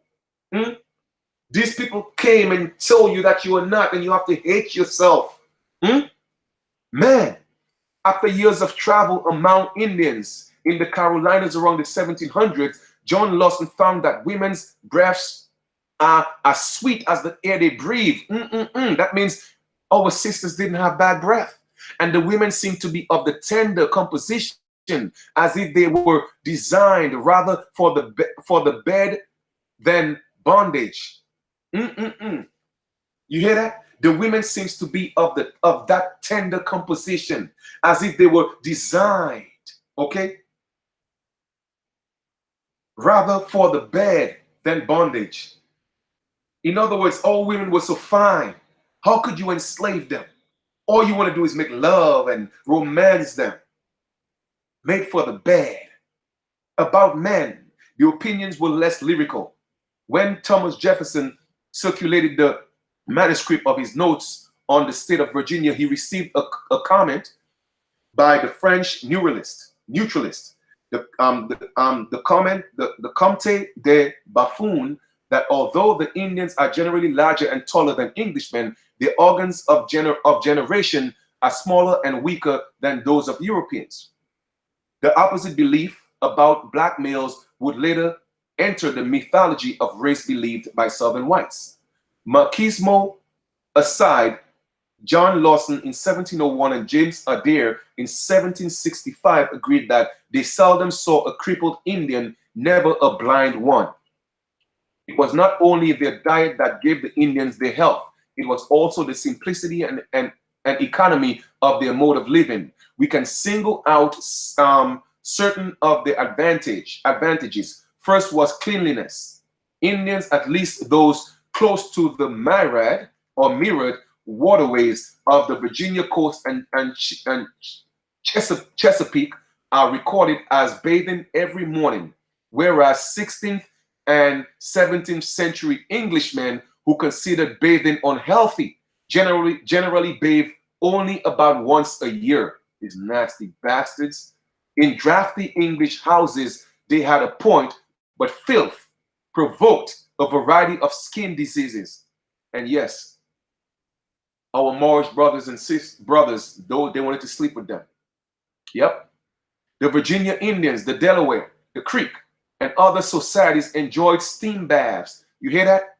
We had steam baths in the 1700s. But yes, y'all came from slaves, right? If that's what you want to believe, go ahead and believe that. All right? And other societies enjoy steam baths in buildings rather than finished saunas. We had saunas where groups of neighbors gathered to gossip and refresh themselves. Where do you think the Russians and the Germans learned this from? When you see the mob in the saunas discussing business, where do you think they learned that from? They learned that from the American Indian. Robert Beverly wrote in 1705 that in every town they had a sweating house, and a doctor is paid by the public to attend. Man, since the English went weeks or months without taking off their clothes, even to sleep, they had to resign themselves to hordes of bodily pests. In contrast, the Indians provided a poor habitat for vermin, since they had little body hair and wore few clothes. Chaplin saw 500 to 600 Indians on the New England coast who were all naked, except for their private parts, which they cover with a little piece of doe skin or seal skin. The women also cover theirs with skins or white leaves, and all have hair well combed and braided in various ways. You hear that? We were well groomed. We were naked. Why do you think when they say God went in the Garden of Eden and put Adam and all this thing and they were naked and all that, all this stuff is what they're using in that allegory, okay, as their own creation. But I already broke that down to y'all, but I'm just showing y'all the parallel, okay? The common dress of a man was fur mantle that the English called match coat. from the Ojibwa dialect of the Algonquin. This cloak made the Indians appear to the English like the despised the Irish in their palang. In everyday working situations, Indian men normally wore just a loincloth, and children wore nothing. Women were usually bar-breasted, but normally wore a sort of loincloth, which the English called a flap. You hear that? Our children were walking around naked. There was no petty fires. Now you have a lot of our men, petty fires, touching their babies and children. All those are ways of the colonizers. Okay? The ways of the colonizers. Where am I? And, you know, I get so hyped when I'm reading these things. However, while picking fruit, working in a cornfield, or bathing, they dispensed with all clothing, as the traveler William Bartram rather closely observed a group of young Cherokee women disclosing their beauties to the fluttering breeze and bathing their limbs in the cool, fleeting streams. Another somewhat less poetic but even more observant Englishman, William Fiat, remarked in 1761 that both sexes shave public hairs of their privateers. Okay, so we have always shaved because we were well-groomed people, man. This is nothing new. This is nothing new. As for their privateers, since they would tailcloths to cover their nakedness, several of the men have a deal of hair thereon. It is to be observed that the head of the penis is covered throughout all the nations of the Indians I ever saw. In other words, circumcision wasn't part of our culture. All right? That wasn't part of our culture. That was introduced. You hear that? It is to be observed that the head of the penis is covered throughout all the nations, not some, all of the nations, Indians I ever saw. Man, I'm just so thankful my mother never circumcised me. Oh, oops. You know, I didn't mean to put out that personal information out there, right? You know, but I'm happy that my mother didn't. Man, like I said, this thing is in my DNA. All right. What was true of clothing was also true of housing. Simplicity was the rule. In pamphlet commissioned by the Lord Baltimore for the use of colonists going to Maryland in 1635, the author wrote that the Indian houses are made like our arbories, covered with mats, others with bark of trees, which defend them from the injury of the weather. So adept at defending against injury of the weather were they that Captain John Smith reported that the colonists often preferred these houses Algonquin to English-style houses. Even in the relatively warm southeast, as an early Spanish visitor wrote, when they shut the very small door at night and built a fire inside the house, it gets as hot as an oven and stays so all night until that there is no need of clothing, in contrast to the houses in which the colonists froze the surveyor and presumed expert on Indians. John Lawson found them as hot as stoves. Chickasaw round houses reminded James Adair of Dutch stoves. They were, he wrote, woven around upright posts and dubbed all over about 6 or 7 inches thick with tough clay, well mixed with weathered grass. Houses were also intended like the garrison houses of New England frontier for defense. Winter was generally a time of truce, but summer was a time of raids. So as James Adair commented, summer houses also serve as a savage philosopher's castle, the aid and gobbles of which are bulletproof. Oh man, we had bulletproof houses. Man, I'm telling you. But y'all think y'all slaves, right? That came from Africa, right? Indians' materials and designs, like their clothing, were similar to those of the Irish. To build their houses, Indians first set stout poles at the corners. They then cut all tall bamboo like poles 15 to 20 feet long and set them along the line where they wanted a wall. Then they wove into the line lighter saplings or reeds, lashing each piece into position with leather thongs or strips of wood. In effect, they wove the walls and roof like a basket. Walls and could be built to almost any length, since each section was self-supporting. When the wall reached the desired height, two or more builders would climb up on each facing wall until it bent inward under their weight. Where the poles met, they were tied together and the roof was interlaced like the sides. This formed a binding somewhat similar to the frame of a Mongol or a Turkmen yurt. And like the yurt, the house was then sealed against rain and cold by a covering of skins, bark, or as in Irish post and wattle house, with thatch.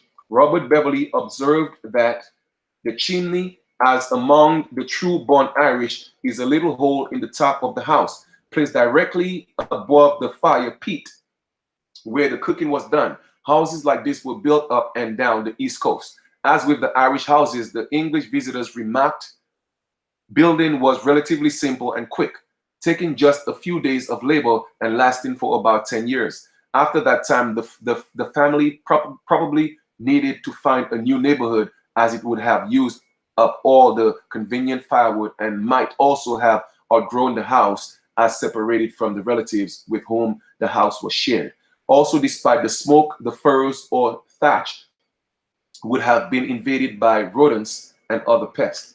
Generally, Indian houses were not scattered across the landscape as they were among the colonists. The East Coast Indians from the Gulf of Mexico to the Newfoundland were town people, although later British colonists insisted that Indians were nomads and so not really attached to the land, and the colonists wanted to appropriate. Their eyes told them otherwise. As the pamphlet commissioned by the Lord Baltimore for the use of the colonists in 1635 admitted, they lived for the most parts in towns, like country villages in England. Earlier in 1539, the country of the Florida Indians was described as greatly inhabited, with many great towns and many stone houses which reached from one to the other. On the site of modern East St. Louis, before the arrival of the Spaniards, the city we call Cahokia had a population of up to 20,000, unlike the Great Plains nomads whom the white man would meet centuries later. East Coast Indians were several farmers and villages. Villages were usually surrounded by a pale or stockade of upright logs, as we can see in a drawing made in 1585 by John White. Indian villages struck some of observers as a miniature counterpart of a city-state of medieval Italy and were as frequently drawn to war by their governments. The author of Relation of Maryland described the government of the Indian societies known to the English as monarchical. He that governs in chiefs is called the werewolf once, and is assisted by some that consult with him of the common affairs, who are called wizsos. They have no laws but the law of nature and discretion. You hear that? We have no laws but the laws of nature and discretion. Discretion exercised a powerful restraint on Indian statecraft. The power of the werewolves, or as most whites call him, from the Narragansett, the Sekem, in the Delaware dialect, Sekiem, in Mikam Sakumo, and in Nuxcot Sakumo, was limited in four ways. First, the werewolf himself plants corn, makes his own bow and arrows, his canoe, his mantle, shoes, and whatever else belongs unto him as other common Indians. There was little distinction of wealth. If a chief had more, he was also expected to give more away. As one modern historian has said, chiefs were men with large responsibilities and few resources. Second, the leader made no decisions without the approval of his counselors. As William Penn wrote, nothing of moment is undertaken, be it war, peace, selling of land, or traffic, without advising with them. Major decisions required the unanimous approval of the whole community. After hours or even days of discussion and speech making, that seemed like the accounts of the Creek assemblies in Thucydides. From this get the concept and probably the word caucus. Caucus. And unconquered Carcosa become under Captain John Smith pen Akasaw with roughly the meaning we give it. All right. Again, why do you think you have the black caucus? The black caucus is an Algonquin word meaning that chief and elder. So they know who we are. Okay. As William Penn poetically wrote of the Shawnee chiefs, they move by the breath of their people. All right. So the black caucus are selling our people out because they know that they are our elders and they know that they're the elder chiefs. Okay. In 1755, Colonel John James Smith was captured by the Indians and had a chance to observe their organization under rather intense circumstances. He reported that the Indian chief was neither a supreme ruler, a monarch, or potentate. He can neither make war or peace, leagues or treaties. He cannot impress soldiers or dispose of magazines. He cannot adjourn, prorogue, or dissolve a general assembly, nor can he refuse his assent to their conclusions or in any manner control them. The chief of a nation has to hunt for his living as other citizens. Perhaps the best observation on the power or lack of it of Indian chiefs was made among the Delawares in the 18th century by Reverend David Zandberger. A chief, he wrote, may not presume to rule over the people, as in the case of he would immediately be forsaken by the whole tribe, and his counselors would refuse to assist him. He must ingratiate himself with the people and stand by his counselors. Hence, it is that the chiefs are generally friendly, gracious, hospitable, communicative, affable, and their house is open to every Indian. Wow, this thing is in my DNA. If a chief violated that custom, he paid heavily, perhaps even with his life. When Pontiac, the great hero of the revolt of 1763 by the Indian peoples of Inner America against the British, made the mistake of acting like an autocratic ruler, his followers killed him. As Richard White has written, his assassination was a monument to the limits of chieftainship. Third, unlike European monarchs, Wirwansis were not war leaders. The rule was vested in man known as Chesapeake, or as the English call him, a Cockoroos. Among the Seneca, he was the great war soldier. The attributes of the two positions of leadership shaped their holders. The war leaders were expected to be violent, impulsive, brave, and occasionally cruel, whereas the political leaders was to be moderate and wise. Promotion from war leader to political leader was expected to effect this transition. How such men were chosen can be reasonably guessed. A successful hunter was always sought out by the aged, the sick, and indigent. Moreover, the less capable tended to gravitate towards men with reputations as good shots and skilled trackers. As Harold Driver commented, this was the lowest level of leadership and political organization. From time to time among the Indians, as among Europeans, a leader arose who transcended these restraints. Such a man, if we can believe William Strachey, was the first ruler encountered by the English. Powhatan was probably not a given name, but a title. The English often referred him as the Powhatan, as they were accustomed to refer to Irish clan leaders. Both Strachey and Captain John Smith thought of him as an emperor, Algonquin, Maninoktowik. Powhatan did indeed rule over 28 villages containing perhaps 13,000 people in an area about a quarter the size of what became the state of Virginia. He was obviously keen to impress the English, and he certainly did. They portrayed him as the contemporary English imagined the Ottoman, Sultans, Persian, Shahs, or Mughal emperors, inflicting oriental tortures and having as many women as he will, and have, as is, I suppose, many more than 100. Damn, he had more than 100 women. All which he doth not keep, yet as the Turk in some Saragilia or house with Strachey's portrait was accurate, Powhatan's despotic government was certainly an exception among the the East Indian coast. All right, I'm gonna stop reading soon, but once again, you know, you guys could see that we are going to show that we are the original Indians. You are seeing some of our culture. You are seeing some of the names of the supposed extinct languages or tribe of people, showing you that we are not Africans, showing you that we have been our own people. All right, I'm just going to read a little more and I'm going to stop. All right, because I've been on here for a little while. The fourth difference between European and Indian leaders was that, unlike the European monarchs, with those powers, the settlers were familiar.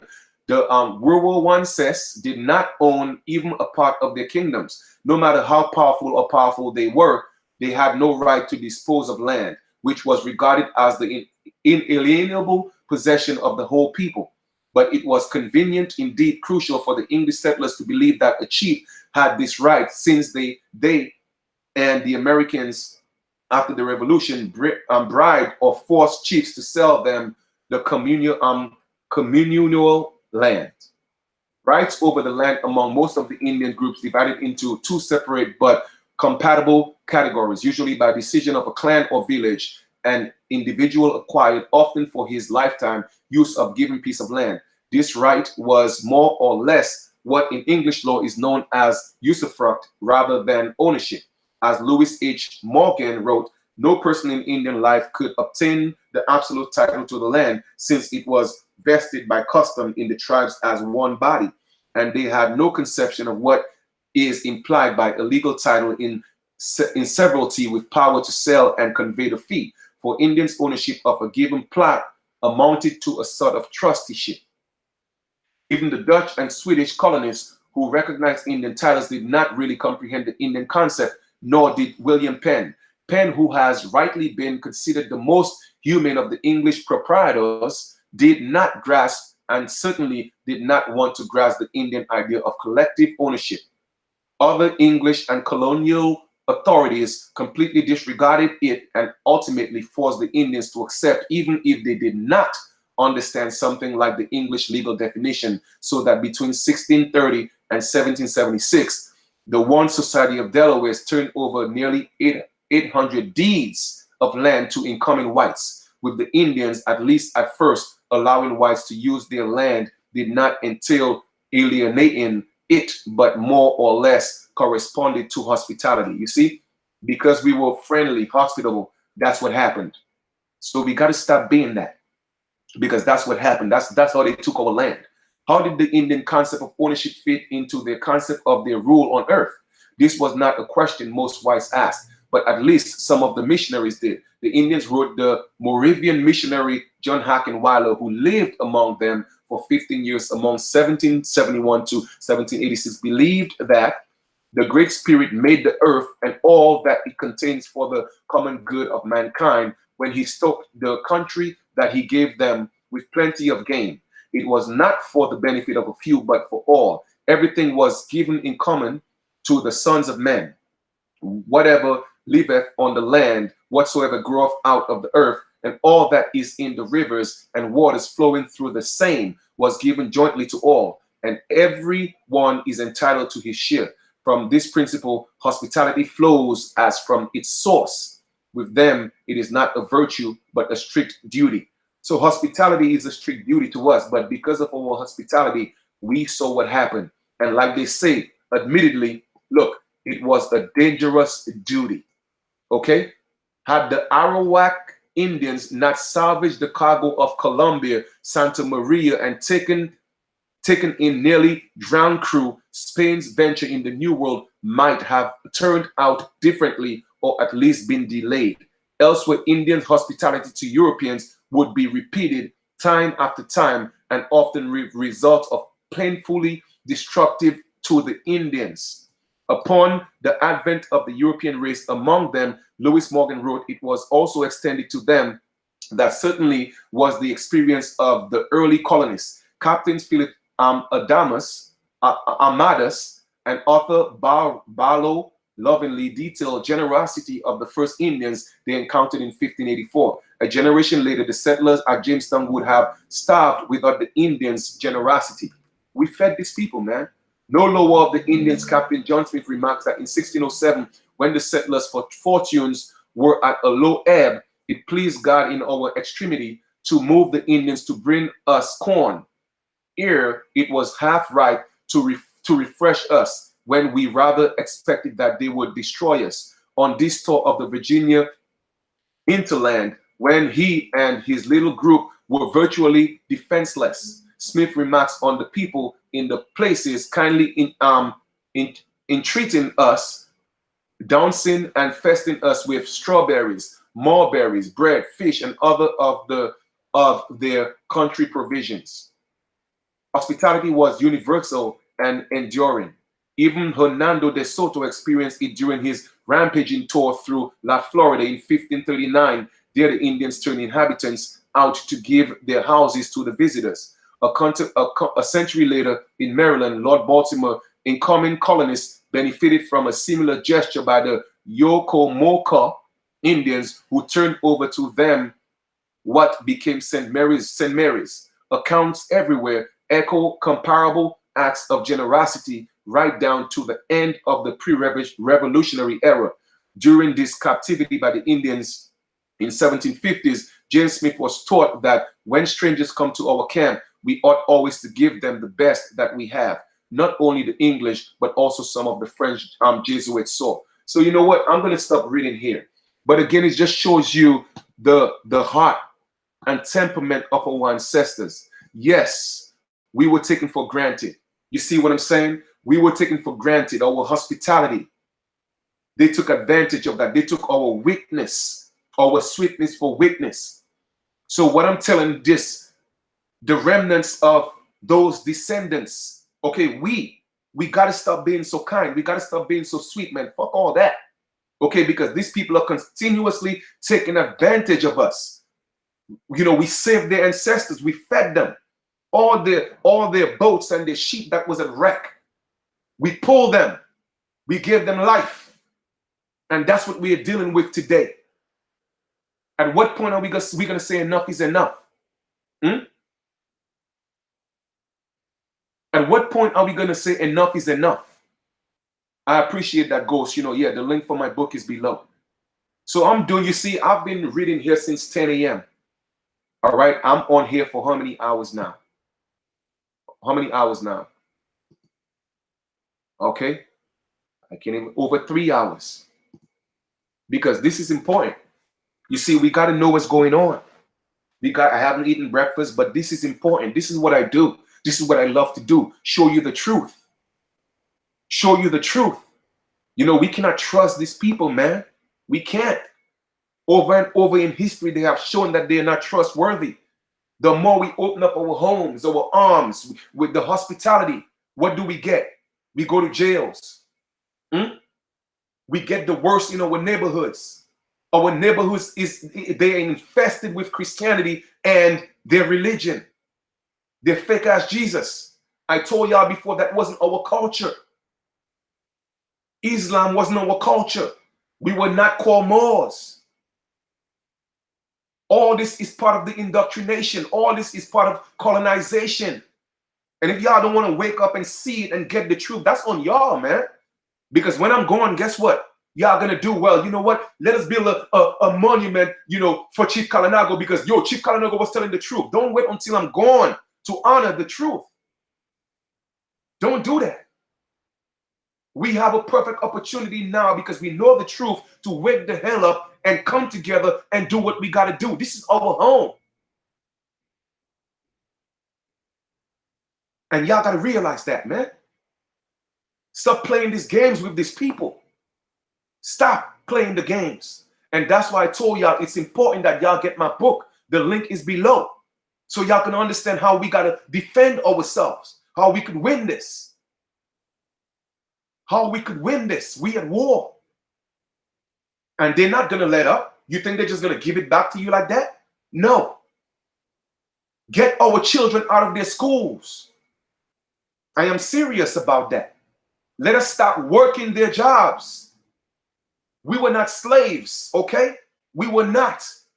In the 17th century, they came here and met kings and emperors and empresses and queens. In the 17th century. So just imagine the time, effort, and resources and money that was put in to our destruction to bring us to the point where we are at today. And yes, they had help. They still got help today. Like I said, all I need is 300 people, man. That's it. 300 people who get this and ready to make some moves. That's it. Because I realize that the majority of the people, they are lost. They don't want to be found. They are brainwashed. They don't want to be enlightened. Okay? They love the ways and mannerisms of their colonizers. Okay? So they're gone. I'm not worried about those. I'm not saying I don't care about them. I'm just saying I'm not going to waste my energy on that. Okay? I'm not going to waste my energy on that. Because the same people you're trying to save, they're the ones that's going to come take you out. So I'm just saying, I need those who are ready. Okay? I need those who are ready. And we have to start vibing with each other. Yesterday, I went to Manhattan to meet a brother who reached out to me 3 days ago. So we could build. I do this for real.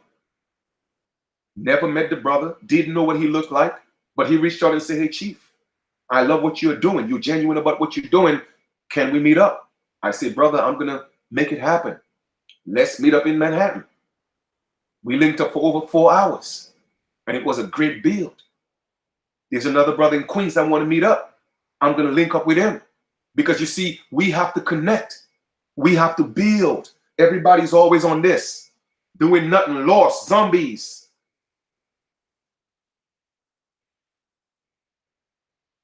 You know what I'm saying? I mean, I don't get it, man. I don't get it. My brothers and sisters, all I'm just telling you is this, right? I know we've been hurt. I know there are many people who have come and are still here today, okay, that are going to deceive us. All right, they're going to sell us out. I know it. I get it. But I want you to know that I'm real about this, okay? I'm real about this. That's why I do what I do. My email is in the link below. I could have been at a 9 to 5 right now trying to pay my bills, but I would rather do this. And I'm asking y'all to see the value in what I do. Support. Support. How do you think I'm going to survive? Don't you think I have things to do as well? But if I don't do it, who's going to do it? Because nobody else is telling it to you, like, at least not that I know of. Nobody's telling it to you the way I'm telling it to you. Nobody's teaching you how to win. They tell you about the problems, but they're not telling you how to win.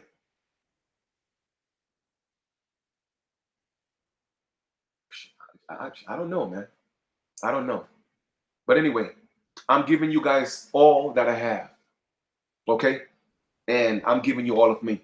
And that's all I could do. Okay? I'm tired now. I'm exhausted. I've given you guys enough information. The link is below. Take your time, read the information. Okay? We need to, those of us who get this, we need to start communicating more. We need to start building more. We need to start vibing more. We need to start uniting more. We need to start looking out for each other more. Okay? Because I'm telling you, man, these people, they are evil. Okay? They have wiped out over 90% of our ancestors. We are the remnants that's left. Okay? We are the remnants that's left. Do you know what it means to get rid of 90% of a people? Let us just say, hypothetically, they say it's about 40 to 50,000 of us left in the United States, which is not true. I know that's not true. It's definitely, we are the majority, but they don't want us to know that. But let us just go based on their number. It's about 50% of us that's there. So that means only 10% of the remaining remnants of our ancestors Mm? So imagine another 90% added to that 50 million. Do you see the damage that was done to our ancestors? Numbers don't lie. Numbers don't lie.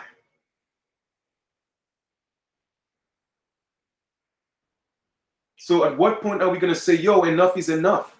We don't have to live in fear. Afraid of what? What are we afraid of? Hmm? When it comes to each other, we want to fight. We want to be gangsters. A nigga always want to kill a nigga. But he could never kill the nigga in him. Always busy to blow your brother head off. A brother always busy to call a sister a bitch.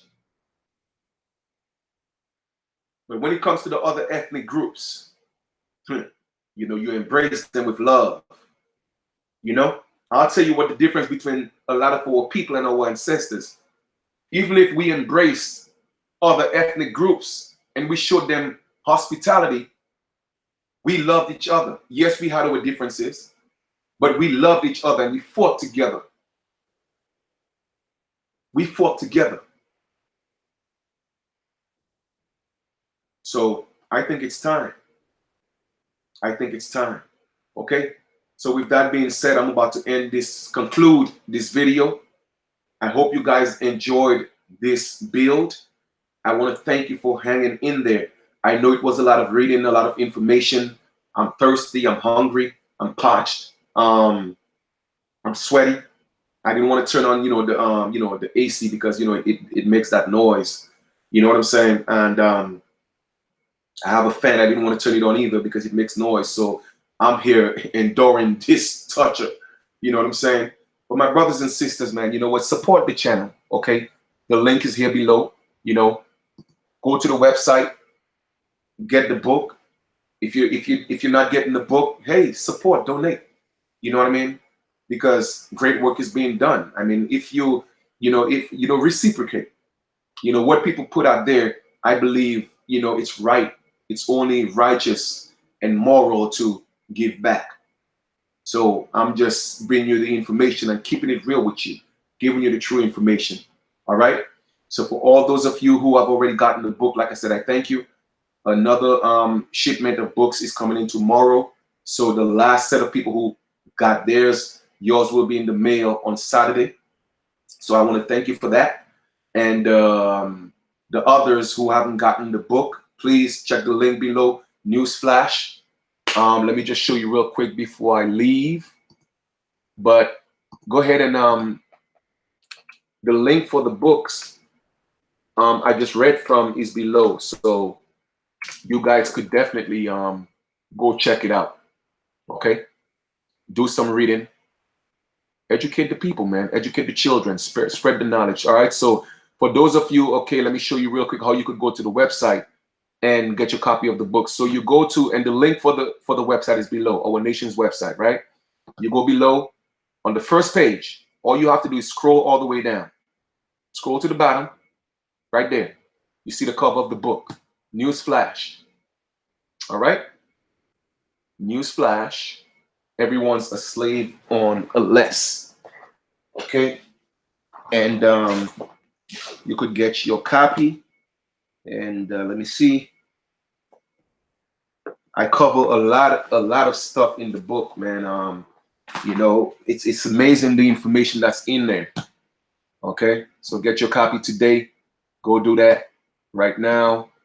And here we are. So like I said, this is the book.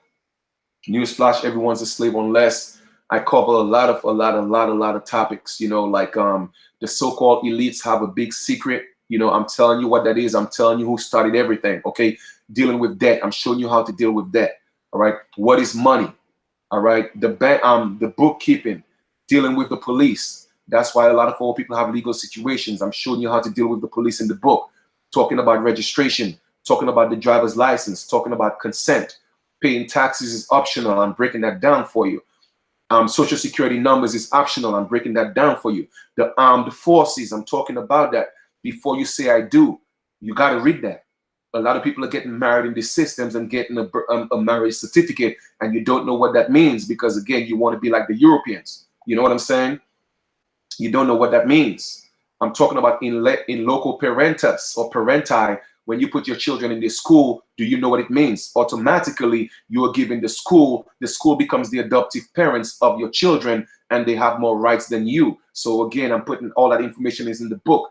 Notice to all law enforcement, I have that in there. The right to travel, no license needed. Again, that's a law. That's in there. The illusion of politics. You think your vote counts. I'm breaking that down to you as well. And finally, well, not finally, status correction.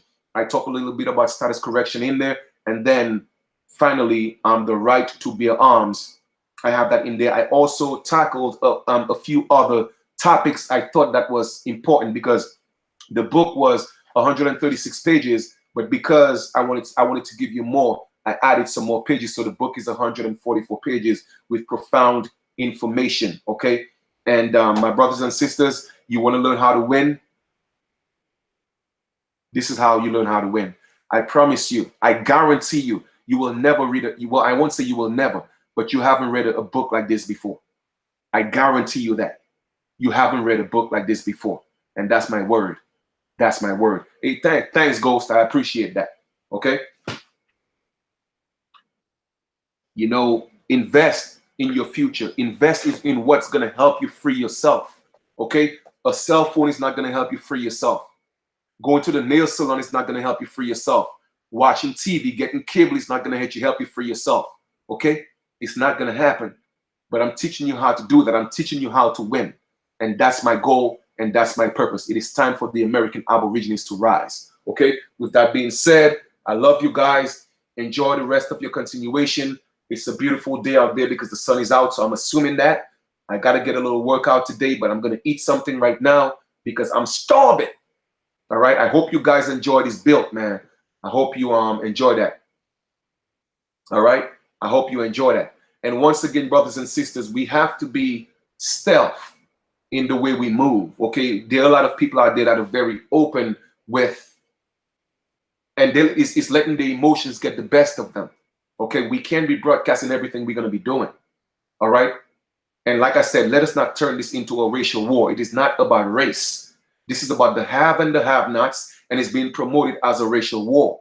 But for me, it's about the American Aborigines taking back their rightful place in our land, our throne. This is our throne. And the people and the foreigners and the immigrants that are here, if you leave, great, perfect. If you want to leave, leave. We're not asking you to. We would like it to. If you do, go back to where you came from. But if you don't want to leave, then allow us to do what we want to do. Don't force us to assimilate, okay? Respect us as the original people of this land. That's what I'm saying. If y'all want to stay, then give us the respect, or else we're going to have to take it. All right? Because I'm at that point. I'm tired. I'm exhausted. My ancestors have been brutalized, raped, murdered. I'm talking about every horrible crime, horrific crime that you could imagine. My ancestors have faced it. And it's time for me to restore their legacy. All right? It's that simple. All right?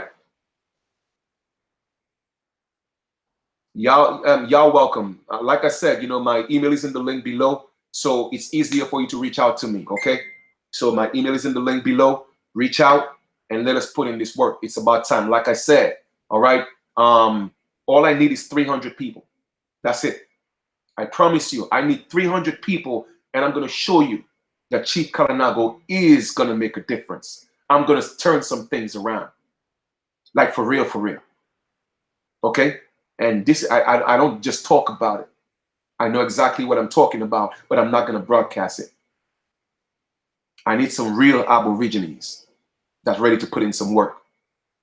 Okay? Those that are real about it. So with that being said, the link is below. Support the channel. Go to the link below, get a copy of the book, and let us make this happen, okay? Enjoy the rest of your day. I love you guys. Peace, love, harmony, and light.